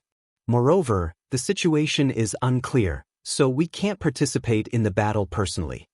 Xuecheng retracted his gaze and looked at Yi Guxing and Zhuang Hong. He said, "Although I don't know what happened, I know who the enemy is and who the reinforcements are. Quick, tell us." Yi Guxing and Zhuang Hong's eyes lit up and they hurriedly urged him. Xuecheng raised his hand and pointed. "The Sword Cultivator's disciples behind them are my Sky Patrol City's reinforcements. The disciples behind them are Fortune Gate's disciples. They are Zhong Haoren's backup." Yi Guxing frowned and asked curiously, "How do you know?" "Because Zhong Haoren, Fei Yunshu, and Zhong Zhan were saved by a Dao cultivator whose strength even I couldn't see through." Xuecheng said word by word. That Dao cultivator even said, "Who dares to hurt my Fortune Gate's disciples?" Yi Guxing was shocked. Because the Sky Patrol City's sword array was activated, his divine sense was blocked, so he couldn't see the situation in the south. However, when he heard that there was a Dao cultivator whose strength even Xuecheng couldn't see through, he couldn't help but exclaim, "There's such a Dao cultivator? Which sect master is he?" Not only that. Xuecheng didn't stop until he was shocked. He continued, "Although I can't see through his strength, I'm sure he's a demonic beast more powerful than that Dao cultivator." Demonic beast? Yi Guxing was stunned. A 9th grade demonic beast? That's not right. Zhuang Hong was surprised. He raised his hand and pointed at the sword cultivator in the distance and exclaimed, That seems to be Void Heaven Sword School's Qin Jing. Oh, and that's Heavenly Demon Sect's Yang Ji. He seems to be the Earth Spirit Sect's Deputy Sect Master. How could they be reinforcements? Buzz. Just as they were talking, a sharp sword light came from the eastern horizon like a shooting star. Before the sword light arrived, the sword will arrived first. The sword cultivators near Sky Patrol City all heard the sound of swords humming. Senior Spirit Sword? Yi Guxing was very sensitive to the sword intent and couldn't help but exclaim in ecstasy. Unfortunately, before he could finish his words, boom! A black shadow streaked across the sky and blocked the sword light with a terrifying aura. It's him! Xuecheng exclaimed, "This is the Dao cultivator whose strength I don't know." Yi Guxing and Zhuang Hong looked at each other, their eyes full of fear. How could they measure the strength of a Dao cultivator who could block Senior Spirit Sword? What about the divine sword like divine thought just now? Xuecheng thought of something and asked again. It seems that the divine thought fell to the north of the Sky Patrol City. What divine sword divine thought? Not only Yi Guxing, but Zhuang Hong was also stunned and asked curiously. Xuecheng's heart thumped and he hurriedly explained, Just now, after all the sword cultivators in the Sky Patrol City set out, about half a cup of tea's time, but at this point, Xue Qing shut up again. How could the two sword cultivators not know when such a terrifying divine thought was released? Unless the person did not want them to know. Xue Qing suddenly realized that the reason why he detected the divine thought was because Zhong Haoren and the other two were at the south of the Sky Patrol City. The Fortune Gate disciples had retreated to the east and west of the city, so the person controlled the range of the divine thought. Naturally, Yi Guxing and Zhuang Hong could not have detected it. Moreover, the person came at lightning speed. At that time, the entire Sky Patrol City was surrounded by lightning, so the two of them could not see the person's whereabouts. The north of the Sky Patrol City. Xue Qing hurriedly pointed to the north of the Sky Patrol City and shouted, "The divine thought fell there." Yi Shixiang. Yi Guxing shouted and rushed to the north gate of the Sky Patrol City without caring about anything else. Zhuang Hong and Xue Qing did not dare to delay and followed behind with doubts. When they hurried to the west gate of the Sky Patrol City, they saw the 4 huge crystals and the strange phenomenon imprisoned in the sky. They were dumbfounded again. They did not expect that there would be such a magical formation in this world that they could not detect it even though it was so close. When the 3 sword masters of the Sky Patrol City arrived, Xiaohua raised his eyebrows. Xiaohua confidently said to Feng Wu and Huang Tong, who had eaten Immortal Envoy when Xian's tiger-shaped silver tiger, "Fellow Taoists, please protect Senior Brother Li and the others and retreat. I already know what to do." Fellow Taoist Xiao. Huang Tong waved her claws and protected Li Zongbao and the others. She flew to the side and reminded, "You have to be careful. This formation is very strange. I can smell the aura of the Demon League from it. Thank you for your reminder." Xiaohua nodded and said, "I have already detected it. This formation is mysterious and its fluctuations are restrained. It seems to be set up on the Dawn Rain continent, but part of it is hidden in the void. Moreover, this formation does not involve the spiritual energy of heaven and earth. It only controls the bloodline. There are even traces of a soul formation. If I did not search your soul and did not understand the power of bloodline, I am afraid I would not dare to act rashly. If you have a plan, you can do it." Feng Wu did not fly far away. Instead, she landed on the other side of the 4 spirits' blood curse and said faintly, "If you need I to do it, just let me know." Xiaohua smiled slightly and raised his hand. The sword gourd that had killed Yu Tong flew out again and landed in the center of the 4 spirits' blood curse. With the incantation, a spirit-slaying light fell from the sky and nailed the center of the bloody light. The moment the 4 spirits' blood curse was nailed, there was a huge rumbling sound again. The 4 seemingly light crystal-like objects suddenly became heavy. An indescribable aura was emitted from the crystals. Countless gorgeous lights and shadows were also emitted from the crystals. The void shook, and the 4 spirits' blood curse slowly fell from the void into the Dawn Rain continent. Waves more violent than the waves spread in all directions. Wherever the waves passed, the earth and mountains shook. Among the cultivators and sword cultivators who were fighting, those with shallow strength could not even stand in midair. One by one, they fell down like gravel. P.S. Fellow Taoists who like this book, please go to Qidian to subscribe to support, vote for a monthly vote for a recommendation vote, bookmark, reward, and thank you for all forms of support. Thanks to Benbin, Xiaohua, Dongfang Yushan, Honghua, Chen Fangoyang, Wu Qing, Aluan, Jeshan, Li Shao 777, Little Duan Demonis, Taoist Xiao, Little Jian Jian, The Blue Sky 1, Kai Gue Hun, Favorite Tanhua, Loyal Fan of Divine Cultivation, GUF 8547985, and other rewards. Today, I will update for you. Some of the names of the people were not fully counted, so I hope everyone can understand. In addition, if nothing unexpected happens, today will be the last update before the finale of Divine Cultivation.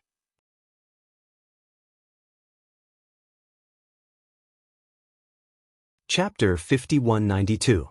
Ka. The sword array closest to the 4-spirit blood curse was naturally the Skyguard city's sword array.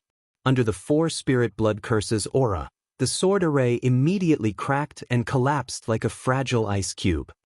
Damn it! Yi Guxing and the others cursed. They hurriedly wanted to reinforce the sword formation, but before they could do so, the sword light of the sword formation was suddenly annihilated and the sword formation turned into nothingness.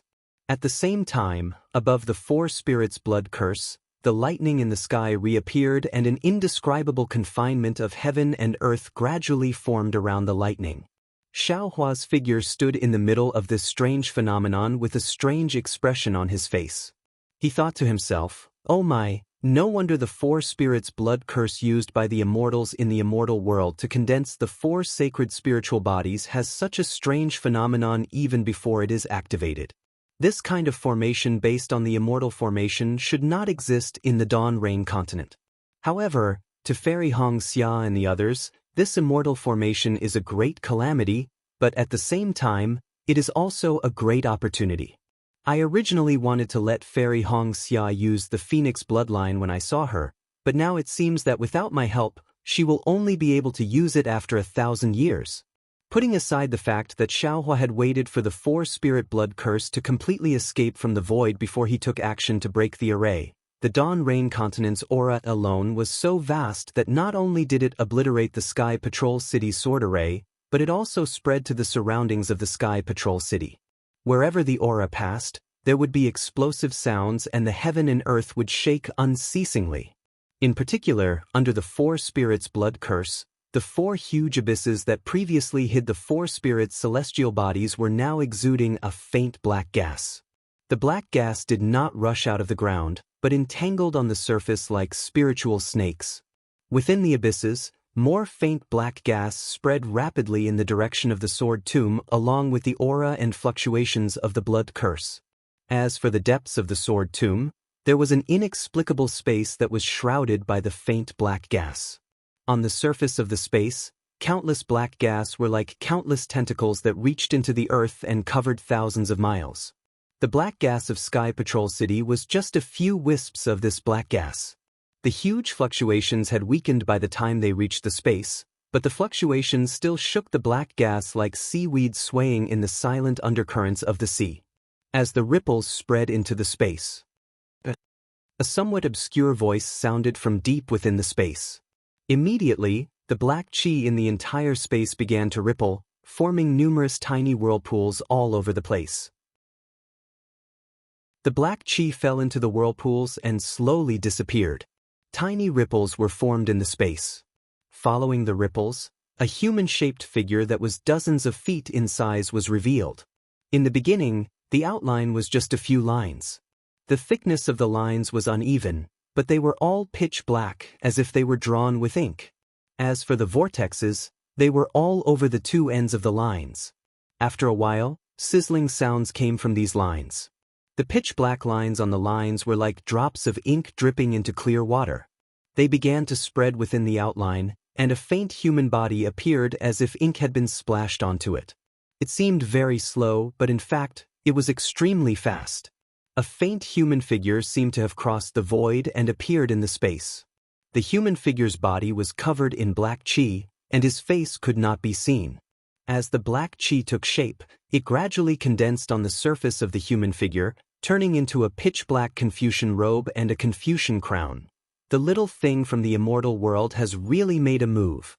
The voice sounded very hoarse, but it was obviously the language of a Confucian cultivator from the hidden immortal continent. Following this voice, a Confucian cultivator wearing a Confucian crown and Confucian robe slowly stood up and looked in the direction of Sky Patrol City. It seems that this old man's plans over the years have not been in vain. Unfortunately, this mortal world is really small, and the strength of the Taoist cultivators is also weak. Even if this old man uses the secret method to condense the essence of all the humans, it won't be of much use. I don't know where that drop of essence blood came from. If I can get some more, that would be wonderful. Forget it, no matter what, this is an opportunity for this old man. After saying that, the Confucian cultivator lifted his leg and stepped out of the space. Then, his whole body began to distort, turning into a light shadow that flew towards Sky Patrol City. As for the space behind the Confucian cultivator, it was once again filled with black qi. This Confucian cultivator was naturally the body that was shrouded in black and blood when Xiao Hua was undergoing his lightning tribulation in the Sword Tomb. That body had not moved for many years and had not changed at all. Why would there be such a big change in less than 1,000 years? It was probably related to some of the blood that dripped down from Xiao Hua's lightning tribulation. Of course, Xiao Hua did not know that a life and death enemy had suddenly appeared in the depths of the earth. At this time, he was waiting for the four spirits' blood curse to completely stabilize. Xiao Hua did not know, but the Void Heaven Sword School's Qin Jing and the Earth Spirit Sect's Vice Sect Master Yang Ji, who were besieging the Dawn Rain Continent's Fortune Gate's disciples, were even more clueless. Not only were they clueless, but they were also very annoyed and surprised. Originally, the development of the matter was as they had discussed. They had used the sword formation to hide in the void, avoiding the eyes and ears of Zhong Haoren and the rest of the Dawn Rain Mainland's Fortune Gate's disciples. Only after the large group of Fortune Gate's disciples had flown past did they emerge from the sword formation. Looking at the Fortune Gate's disciples in the distance, it was as if they were watching a fat lamb falling into a trap. When the Dawn Rain Mainland's Fortune Gate's disciples launched their attack, they too split into 3 groups, surrounding Zhong Haoren's group from the east, west, and south sides, and launched their own attacks. In the end, when the Dawn Rain Mainland's Fortune Gate's disciples realized that they were surrounded and turned around to attack, it was not out of their expectations. On the contrary, when the Mountain Patrol Sword Gate, Soaring Feather Gate, and Quilted Mountain Sect finally came out in full force, Qin Jing and the others' eyes lit up. They did not expect Yi Gushing to have such courage. However, this was not a big deal. Just as Yi Gushing had said, what they wanted was to control the Heavenly Patrol City and the Fortune Gate's forces. They would not attack the Heavenly Patrol City. Therefore, everything developed according to Yao Tian, Qin Jing, and the others' plan. Qin Jing and Yang Ji had even ordered the Void Heaven Sword School and Earth Spirit Sect's disciples to surround the Fortune Gate's disciples and not kill them. These Fortune Gate's disciples were their prey, the foundation for their future expansion. The Fortune Gate disciples' strength was not high, but their aptitude was good. This was the consensus of all sword and Dao cultivators. However, everything changed after the birth of the thunderbolts between heaven and earth. When the lightning appeared behind them, Qin Jing and Yang Ji were stunned at first. After all, the Heaven Patrol City was located in the snow region, where lightning was rare. When they turned their heads to look, they saw lightning covering the land. They immediately realized that something was wrong. However, the Fortune Gate disciples from the Dawn Rain continent had already begun to attack. They could not care less. Other than leaving some disciples to keep watch, the others formed a sword formation and prepared to attack the Fortune Gate disciples from the Dawn Rain continent. They wanted to end the matter with the Fortune Gate disciples as soon as possible so that they could focus on the situation.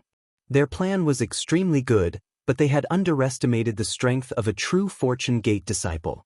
After the thunderstorm passed, the Fortune Gate's disciples, led by Xiong Yi and Li Xiang, quickly arrived behind Qin Jing and Yang Ji. Xiao Hua's divine sense and figure that flashed by scared the two of them, as well as the sword cultivators and Earth Spirit Sect's disciples, to the point that they almost pissed their pants. The two did not dare to be negligent. They no longer cared about the Fortune Gate disciples from the Dawn Rain continent and turned to face the Real Fortune Gate disciples. After the battle, the two were scared out of their wits. Although the Real Fortune Gate disciples did not appear to be many in number, each of them was equal to 10. Their formations were especially powerful. In just a short while, hundreds of sword cultivators had already fallen. Damn it! Qin Jing cursed as he blocked an attack from a nascent soul cultivator. Just as he was about to attack a Golden Core disciple who had revealed an opening, the Golden Core disciple's figure flickered and disappeared. Another Golden Core disciple faced Qin Jing. Although Qin Jing sent this Golden Core disciple flying, he did not succeed. He could not help but shout, "Who are you? How dare you surround my Void Heaven Sword School's sword cultivators? I'm a Fortune Gate disciple. The nascent soul cultivator did not hide anything. As he spoke, he waved his hand and the space around Qin Jing was sealed. Qin Jing opened his mouth and a small sword shattered the seal. Qin Jing angrily said, "Were you sent by Zhong Haoren to make fun of us? How can there be a nascent soul master like you in the Fortune Gate?" Who would have thought that the nascent soul cultivator would completely ignore Qin Jing? His figure flickered and he flew several hundred feet away. He waved his hand and saved a Foundation Establishment disciple who was about to be killed by an Earth Spirit Sect disciple. Damn it. Seeing that the nascent soul cultivator had left without any hesitation, Qin Jing cursed angrily. Just as he was about to kill the other Golden Core disciple, a familiar sound of a sword rang out. Qin Jing hurriedly raised his head and looked over. Wasn't it Zhuaming of the High Wind Sword Sect and Zhualingjian flying over from afar? Great! Qin Jing was overjoyed. However, before he could smile, Yuanya had already blocked in front of Zhuaming's head with his devil spear. Clang! Without giving Zhuaming a chance to speak, Yuanya casually pointed his spear at Zhuaming's left arm that had transformed into a sword. In Qin Jing's eyes, Zhuaming seemed to be trying his best to dodge or even escape. However, no matter how hard Zhuaming tried, he couldn't dodge the spear. Ping! After the golden hum, there was a muffled sound. Qin Jing clearly saw that Zhuaming's left arm had exploded. Zhuaming's figure staggered as he tried to escape. However, he only flew a few hundred feet before Yuanya mysteriously blocked in front of his head. Yuanya's devil weapon was aimed at Zhuaming's forehead, forcing Zhuaming to not even dare to move. Vote for it, vote for it, vote for it, gift it, and thanks to Benbin, Xiaohua, Dongfang Yushan, Honghua, Chenfangoyang, Wu Qing, A Luan, Jeshin, Li Xiao 777, Little Duan Demonic Flower, Zhenren Xiao, Little Jian, Feblisky 1, Kai Gue Hun, Favorite Tanhua, Loyal Fan of Divine Cultivation, Guff 8547985, etc. In addition, if there are no accidents, today is the last update before the finale of Divine Cultivation. I hope everyone likes it and cherishes it. Chapter 5193. Qin Jing was terrified as he watched. His body swayed and he almost fell from the sky. Who was Zhuaming? A spiritual sword. How many spiritual swords could there be in the entire Huan country? How could he be injured by an unknown cultivator's spear and forced to surrender? What's going on? Qin Jing was upset and did not know what to do. However, Qin Jing's troubles did not stop there. Just as he was about to find Yang Ji to discuss, he heard a deep voice in the distance. Junior Xianjing leads the Kunlun sect disciples to support Senior. I'm late, please forgive me. What? Did I hear wrongly? Xianjing? Isn't he the sect leader of the Kunlun sect? When did he become a junior? Whose junior is he? Qin Jing was stunned. He stood in the air at a loss and stared blankly at the distant sky above the snowfield. Thousands of Kunlun sect disciples rushed over on flying boats. Wasn't that the sect leader of the Kunlun sect, Xianjing? A light suddenly appeared in Qin Jing's mind. He cried out, "Yes, it's him." That spiritual sense just now, Qin Jing seemed to have seen the truth of the matter. But even if he understood, what was the use? Immediately after, behind Xianjing's Kunlun sect, for terrified voices sounded again. Junior Yang Yu brings the Shanghua sect disciples to support Senior. Please forgive me, Junior Yi Xian of the Xuanyan sect, temporarily acting as the sect leader. Today, I bring the Xuanyan sect disciples to support Senior. Please forgive me, Junior Wu Hongzi of the Qiqiao sect brings the disciples to support Senior in Sky Patrol City. Junior Zhenren Jinghuan is the sect leader of the Huanhua sect. Junior did not manage the sect well and caused trouble for Senior. Today, I bring the disciples to ask for forgiveness. Shanghua sect's sect leader, Zhenren Yangyu. Xuanyan sect's sect leader, Zhenren Yi Xian. Qiqiao sect's sect leader, Wu Hongzi. Huanhua sect's Zhenren Jinghuan. Qin Jing could not believe his ears. He looked as if he had seen a ghost. His face was ashen. A voice roared in his heart, I must have heard wrongly. How could they be here? This is not a sword Dao battle. Moreover, I seem to have heard from Yao Tian that the Vice Alliance Master of the Immortal Alliance, Luo Xing Tian, seems to be making some moves in the state of Shi. The 4 great sects of the state of Shi are all there. However, at this moment, another voice came from the southeast corner in the distance. The various sects of Meng have led their disciples to support Senior. Junior Taoist Yuqing of the Taiqing sect greets Taoist Shao from afar. Changbai sect's Yun Mingzi led his disciples to pay respects to Taoist Master Shao. Reverend Li Feng of the Immortal Ascension sect pays his respects to Reverend Shao. When this voice fell into Qin Jing's ears, it was as if Qin Jing had lost his parents. He stood in midair in a daze. How could he still be in the mood to fight? Seeing Qin Jing's reaction, the Void Heaven Sword School's disciples withdrew their sword qi in fear. They were like lambs waiting to be slaughtered as they stared at the Fortune Gate's disciples, not daring to resist. Then, in another direction, Zhang Qingxiao's voice also sounded. Zhang Qingxiao of the Heavenly Devil sect has led the disciples of the Heavenly Devil 13 sects to reinforce Taoist Master Shao. Oh my God! The Heavenly Devil sect's disciples turned pale with fright. They cried out inwardly, why is sect chief Zhang also here? In the distance, Xiong Yi coldly snorted, you dare to scheme against my Fortune Gate's disciples. In this old man's opinion, you should all be killed. However, my sect master is the most benevolent. He has already said that regardless of whether it is a sword Dao cultivator or a Dao cultivator, they are all human cultivators. As long as you surrender and join my Fortune Gate, you will be spared from death. Why don't you wait here and make your choice? As for the Heavenly Devil sect's disciples, wait here. We are willing to join the Fortune Gate.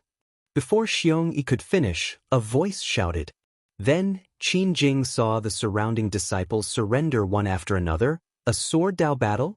The Sky Patrol City's disciples naturally heard that the Shi country and Meng country's sect masters had led their disciples here. They were shocked and did not dare to be negligent. They abandoned the Fortune Gate's disciples and hurriedly retreated to the Sky Patrol City. The Dawn Rain Continent's Fortune Gate's disciples were the most confused. They had just escaped death, and each of them was pleasantly surprised. Looking at the fleeing Sky Patrol City's sword cultivators, the Void Heaven Sword School's disciples who had surrendered, and the unfamiliar Fortune Gate's disciples, they did not know what to do. Hee. Xiang Zhili looked at the Fortune Gate's disciples and laughed. Sect Master Zhong, it's time for you to come out. Sect Master Xiong and Sect Master Li won't have much time to pacify these disciples. Yes, Junior will listen to Senior's instructions. Zhong Haoren, Zhong Zhan, and Fei Yunshu replied. Then, Xiang Zhili led Zhong Haoren to the east side of the Sky Patrol City, Wuqing led Zhong Zhan to the south side, and Cui Yingying led Fei Yunshu to the west side. The myriad Thunder Valley's 3 heroes had just started to move when they heard a thunderous rumble in the sky above the north side of the Sky Patrol City. A 1,000-meter-tall thunder avatar appeared in the bright sun. Xiaohua looked around like a thunder god and said in a loud voice, "Many thanks for coming to help. The battle between my Fortune Gate and the Sky Patrol City has come to an end. You don't need to get involved. After this Xiao has dealt with the matters here, there are some important matters to discuss with you. Please wait here for a moment." Xiaohua did not release his pressure, nor did he show off his divine ability, but this simple thunder avatar confirmed all the rumors on the Dawn Rain continent. The various sect masters were shocked and hurriedly issued the sect master's order. After ordering their disciples to stop, they bowed in unison and said, "Yes, Junior understands." After instructing the heads of the various sects, Xiaohua withdrew his Thunder Dharma body and once again entered the 4 spirits' blood curse. He looked at the blood formation that had already stabilized, took a deep breath, and formed a seal with his hands. A bright silver light appeared on his arms, and the celestial art that was similar to immortal emissary wens had been formed. Kacha. Before Xiaohua's first seal was formed, there were signs of thunder tribulation in the sky. The nearby cultivators' hearts trembled as if they saw the end of the world. Fellow Taoist. Feng Wu could not help but remind, This array is very powerful, don't try to show off. Xiao Hua narrowed his eyes and looked at Fairy Hong Xia's sleeping eyebrows in the ice phoenix crystal. He did not answer, but waved his hands together. Shua! Two phantoms appeared and the nearby void collapsed rapidly. Layers of bright silver light rushed towards the ice phoenix crystal like swimming fish. At this moment, under the four spirits' blood curse, a vague black shadow quietly emerged from an abyss. When he saw the dazzling silver light, he hurriedly retreated. When the black shadow condensed into the figure of a Confucian cultivator in the abyss, the Confucian cultivator secretly frowned again. My goodness, why did an immortal from the immortal realm suddenly appear on the Dawn Rain continent? My strength has not recovered yet, how can I be his opponent? Let's wait and see. Then, the Confucian cultivator's body exploded again, turning into thousands of black gas that surged to the ground.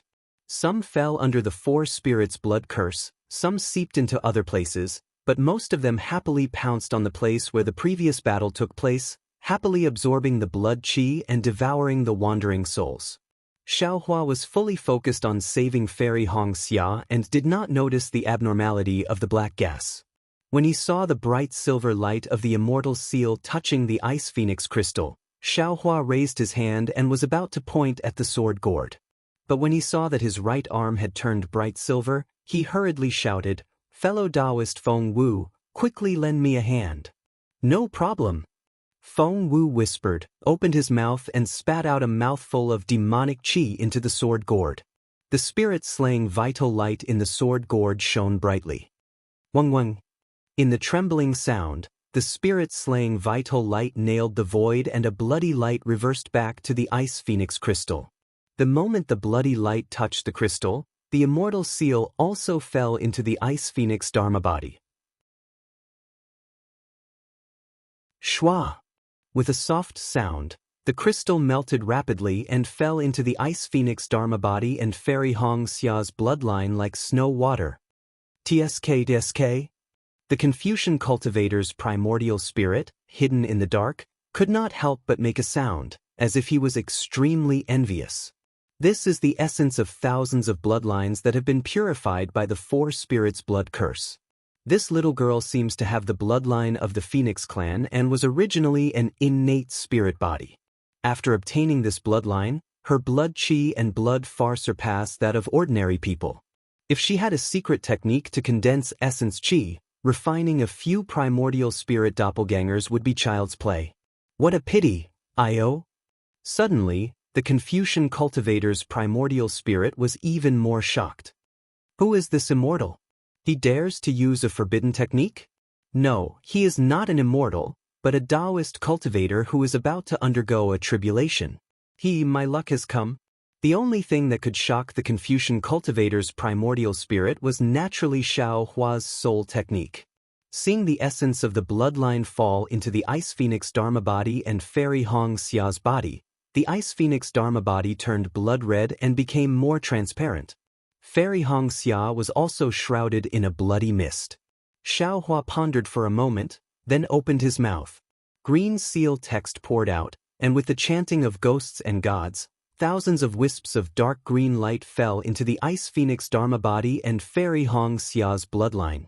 In the time it took to brew a cup of tea, the bloody mist around Fairy Hong Xia's body entered her body. The ice phoenix dharma body also gradually shrank and finally entered Fairy Hong Xia's bloodline. However, after waiting for a while, Fairy Hong Xia's eyes were still tightly shut, and she did not wake up. Xiao Hua, on the other hand, was very confident. He slowly flew in front of Fairy Hong Xia and lovingly looked at her snowy face, dark eyebrows, and that unchanging red mole at the corner of her mouth. Then, he slowly raised his hand and slowly touched the space between her eyebrows.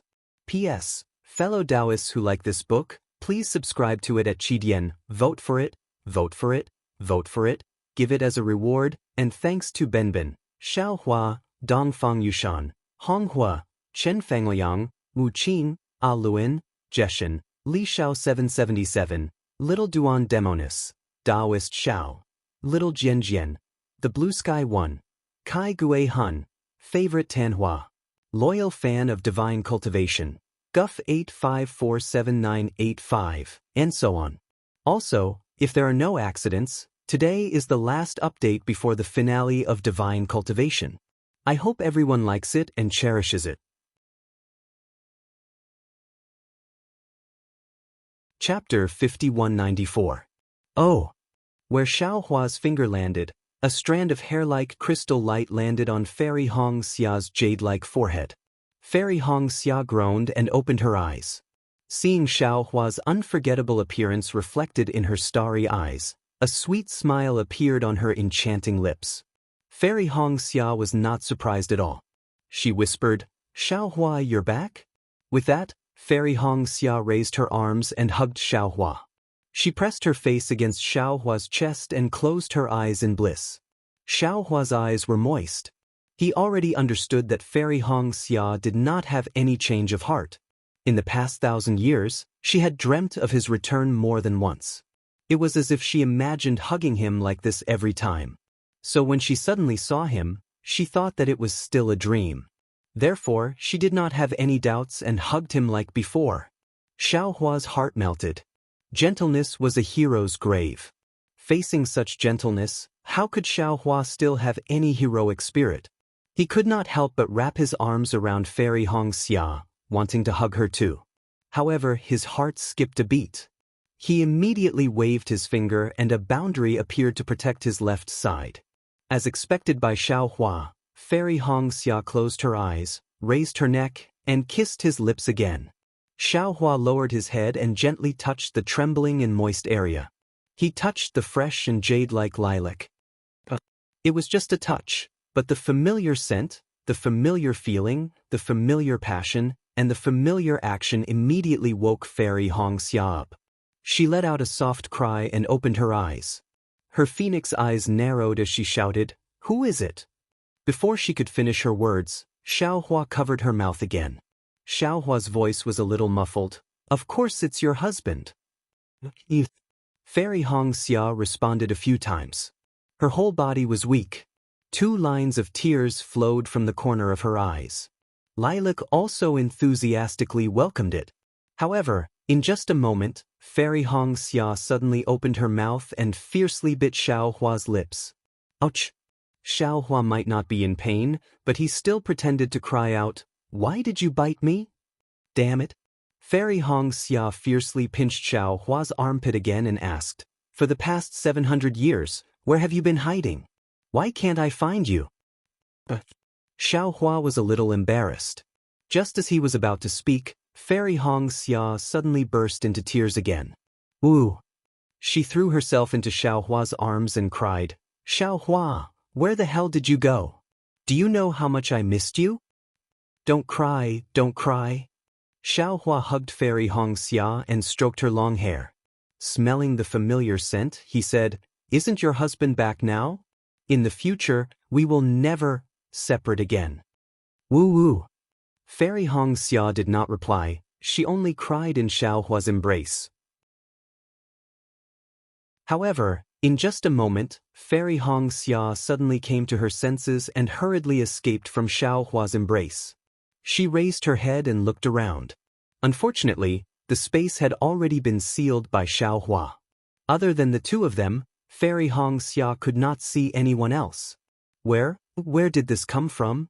Fairy Hong Xia was baffled. This concubine remembers that we seem to have fallen into Yi Shixiang's ambush? Yes, that's right. Xiaohua nodded. Previously, Yi Shixiang used you as bait to lure the Fortune Gate's disciples to Sky Patrol City. Furthermore, Yutong wanted to use your bloodline as the foundation to forge the 4 sacred spirit body. Then, Fairy Hong Xia was even more puzzled and asked, "What about them? What about Xiao Mao? What about my Kai family's disciples?" "Yutong and Yi Shixiang have already been killed by me." Xiaohua said indifferently, "The Kai family's disciples are also dead. Xiao Mao also fell into the 4 spirits' blood curse like you. At this time, he also has an opportunity. However, he is more troublesome. I will save you first, then save him." Fairy Hong Xia looked at her husband in disbelief and asked curiously, "You can actually kill Yi Shixiang and Yutong?" "Yes." Xiaohua smiled. The current me is not the same as before. You will understand in a while. Fairy Hongxia smiled and pointed at Xiaohua's forehead. Then this concubine will see what divine ability husband has to save Xiao Mao. Divine ability or not, I don't know. Xiaohua said seriously, this husband only knows that without my wife's kiss, this husband will not be able to test out any divine ability. Fairy Hongxia raised her neck and slanted her eyes at Xiaohua. Then she leaned over and lightly kissed Xiaohua's lips. It won't be too late to reward you after you save Xiao Mao. Yes, my wife, I will definitely do my best. Xiaohua smiled happily. With a wave of his hand, he removed the barrier. Fairy Hongxia felt a flash in front of her and 3 huge crystals appeared. Moreover, Feng Wu and Huang Tong were beside them, and even Yi Yin and the rest were in the distance. She could not help but be shocked. She exclaimed softly and her face turned red. However, without waiting for her to lower her head, Xiaohua held her soft hand and pointed at where Huang Tong was and said, "Take a look, who is that person?" Fairy Hongxia was a little embarrassed and did not dare to look. In her hurry, she did not see Li Zongbao and Kai Zhuoxia. At this moment, when she heard Xiaohua's words, she rebuked, "Since you are a cultivator that I know, why did you set up that barrier?" "Hehe, this person can't wait for us to stay in there longer." Xiaohua said with a smile, "Take a look and you will know." "Who is it?" Fairy Hongxia raised her head and looked in that direction. She even said, "Why are you being so secretive?" However, when Fairy Hongxia saw Kai Zhuoxia, she was stunned. She was even more shocked than when she saw Xiaohua. She hurriedly rubbed her eyes and opened them again. Indeed, the living Kai Zhuoxia flew over with tears streaming down her face. "Go quickly." Xiaohua let go and said, "That is really Kai Zhuoxia, but..." Fairy Hongxia did not dare to believe that Kai Zhuoxia had come back to life. However, her innate kinship pushed her and she flew over without a care for anything else. Hongxia. The familiar voice and the face that was engraved in her memory caused Fairy Hongxia to cry again. "Sister." The 2 sisters hugged each other and cried bitterly. "Zhuoxia, junior sister." Li Zongbao's voice sounded in their ears. "Junior brother Xiao still has to save the others. Let's go to the side first." Kai Zhuoxia was already mentally prepared. At this moment, she choked with sobs as she pulled Fairy Hongxia's hand and followed Li Zongbao to Huang Tong's side. Fairy Hongxia naturally did not care about Xiaohua saving people. Instead, she held Kai Zhuoxia's warm hand and asked, "Sister, I remember you. Your body was already cold at that time. How could you still be alive? Could it be?" Fairy Hongxia looked at Li Zongbao with some envy and said, "Senior brother Li really found an elixir for you? How can there be any elixir in this world?" Kai Zhuoxia stopped crying and replied, "If not for your husband, even if Zongbao searched for another 1,000 or 10,000 years, I would not be able to live." Him? Xiaohua? Fairy Hongxia was stunned and asked curiously, "How could he have such a divine ability? He is not the original Xiaohua." Kai Zhuoxia said meaningfully, "He is now Taoist Xiao. The one and only Taoist Xiao in the world. Sister and Zongbao may not understand his divine ability, but you have to remember, Sister was really revived by him. That's not possible, right?" Fairy Hongxia could not believe it and whispered to Kai Zhuoxia, "If you don't believe me, look." Kai Zhuoxia looked into the distance and said, "This kind of divine ability, who in the entire Dawn Rain continent can have it?" At this moment, Xiaohua was sending Huang Mingxiang's vermilion bird celestial body into his body. Then he raised his hand and a crystal light flashed from his finger and fell between Huang Mingxiang's eyebrows. Xiaohua seemed to feel something and turned to look at Fairy Hongxia with a smile on his face. He nodded at Fairy Hongxia, telling her not to worry. Unexpectedly, just as Xiaohua turned his face, Huang Mingxiang woke up. He was as enthusiastic and wild as he was at Tianmen Mountain. When Huang Mingxiang saw Xiaohua, he said in ecstasy, "So it's Big Brother Xiao. Thank you so much, you saved me again." As she spoke, Huang Mingxiang stretched out her hand and hugged Xiaohua's neck with her jade arms. Her red lips lightly raised as she kissed Xiaohua's face.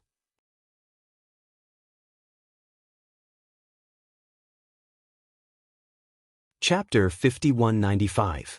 While speaking, Huang Mingxiang even winked at Xiaohua with a, "You know what I mean." Xiaohua was extremely speechless. "Ioyo, that's right." Huang Mingxiang seemed to have thought of something and hurriedly said, "Previously, the young master of the Yi family, Yi Shixiang, even proposed to Fairy Hong Xia, and Fairy Hong Xia almost agreed. If it was me, I would definitely not agree. Yi Shixiang and Yu Tong have already been killed by me." Xiaohua said faintly, "There's no need to mention this again." Huang Mingxiang was shocked and hurriedly said, "You actually killed them all? My goodness, Brother Xiao, you're actually so powerful now. I'm so happy. Brother Xiao, you're my great hero. I'll only marry you in this life." Xiaohua was really helpless when he heard this. He was extremely regretful now. He wanted to set up a restriction to block Huang Mingxiang's words and everything that happened. However, he also understood that doing this now was just drawing legs on a snake. If Fairy Hong Xia knew about this, it would only add to her troubles. Xiaohua looked at Fairy Hong Xia in the distance and a bitter smile appeared on his face, hoping that Fairy Hong Xia could see it. Unfortunately, Fairy Hong Xia's mouth twitched and turned to whisper to Kaizhuxia as if she couldn't see him. She was obviously angry. "Huang Mingxiang." Xiaohua turned to Huang Mingxiang and said, "I'll tell you again, Brother Xiao, what do you want to say? Just say it, I'm listening." Huang Mingxiang supported his cheeks with both hands and looked at Xiaohua with watery eyes filled with worship and infatuation. He muttered as if he was sleepwalking. Xiaohua opened his mouth and simply waved his hand. "Forget it, I won't say anything. I think you already know what I want to say." Huang Mingxiang nodded his head like a chick pecking rice and replied, "Don't worry, Brother Xiao, I'll listen to you. I won't say anything else and will just watch you quietly from the side. Go go." Xiaohua waved his hand and sent Huang Mingxiang to Feng Wu's side. "Just don't cause trouble for I." "Of course, how can I cause trouble for Brother Xiao?" Huang Mingxiang was more well-behaved than any other deer. It stood obediently in the air, lowered its voice as if to demonstrate its power, and replied gently. As it spoke, it did not forget to glance at Fairy Hong Xia a few times. At this moment, Xiaohua could no longer care about Huang Mingxiang and Fairy Hong Xia because the 4 crystals of the 4-spirit blood curse were the 4 places where yin and yang were balanced. According to the arrangement of the jade system, the 4 crystals would give birth to the 4 saint spirit body. Right now, Xiaohua's reversal of the 4 saint spiritual bodies was equivalent to reversing the universe. The difficulty was not ordinary. Previously, Xiaohua had used the spirit extermination vital light to freeze the 4 spirits' blood curse. More importantly, he had temporarily maintained the yin-yang formation formed by the 4 crystals, ensuring that Fairy Hong Xia, Huang Mingxiang, and Xiao Mao would not be harmed. Now that Xiaohua had rescued Fairy Hong Xia, one of the 4 crystals was gone. Although Fairy Hong Xia and Huang Mingxiang's side was slightly tilted, they were still able to maintain their balance. When Huang Mingxiang was rescued, half of the 4 spirits' blood curse was gone. At the same time, the blood curse was collapsing rapidly in midair, and at the same time, an indescribable wave of energy was crazily attacking the other 2 crystals. As for the spirit extermination vital light that had pinned down the 4 spirits' blood curse, it was also trembling violently. Pieces of shattered light mixed with the black and white light screen also scattered in all directions. Waves of roar, like the roar of a bull, came from the void. Wherever the light screen passed, the 2 crystals would lose their brilliance as if their colors had faded. The Yun Xiaoying and Yu Shisong that were originally sealed in the crystals also gradually disappeared. Damn it! Xiaohua cursed under his breath and hurriedly raised his hands. His arms, which were already shining with a silver light, instantly expanded and flew across the sky to land on the 2 crystals. Rumble! The moment the silver light appeared, countless lightning bolts came from the sky, from the void, and fell towards Xiaohua. At the same time, an ascending force surged out from Xiaohua's left side like a spring.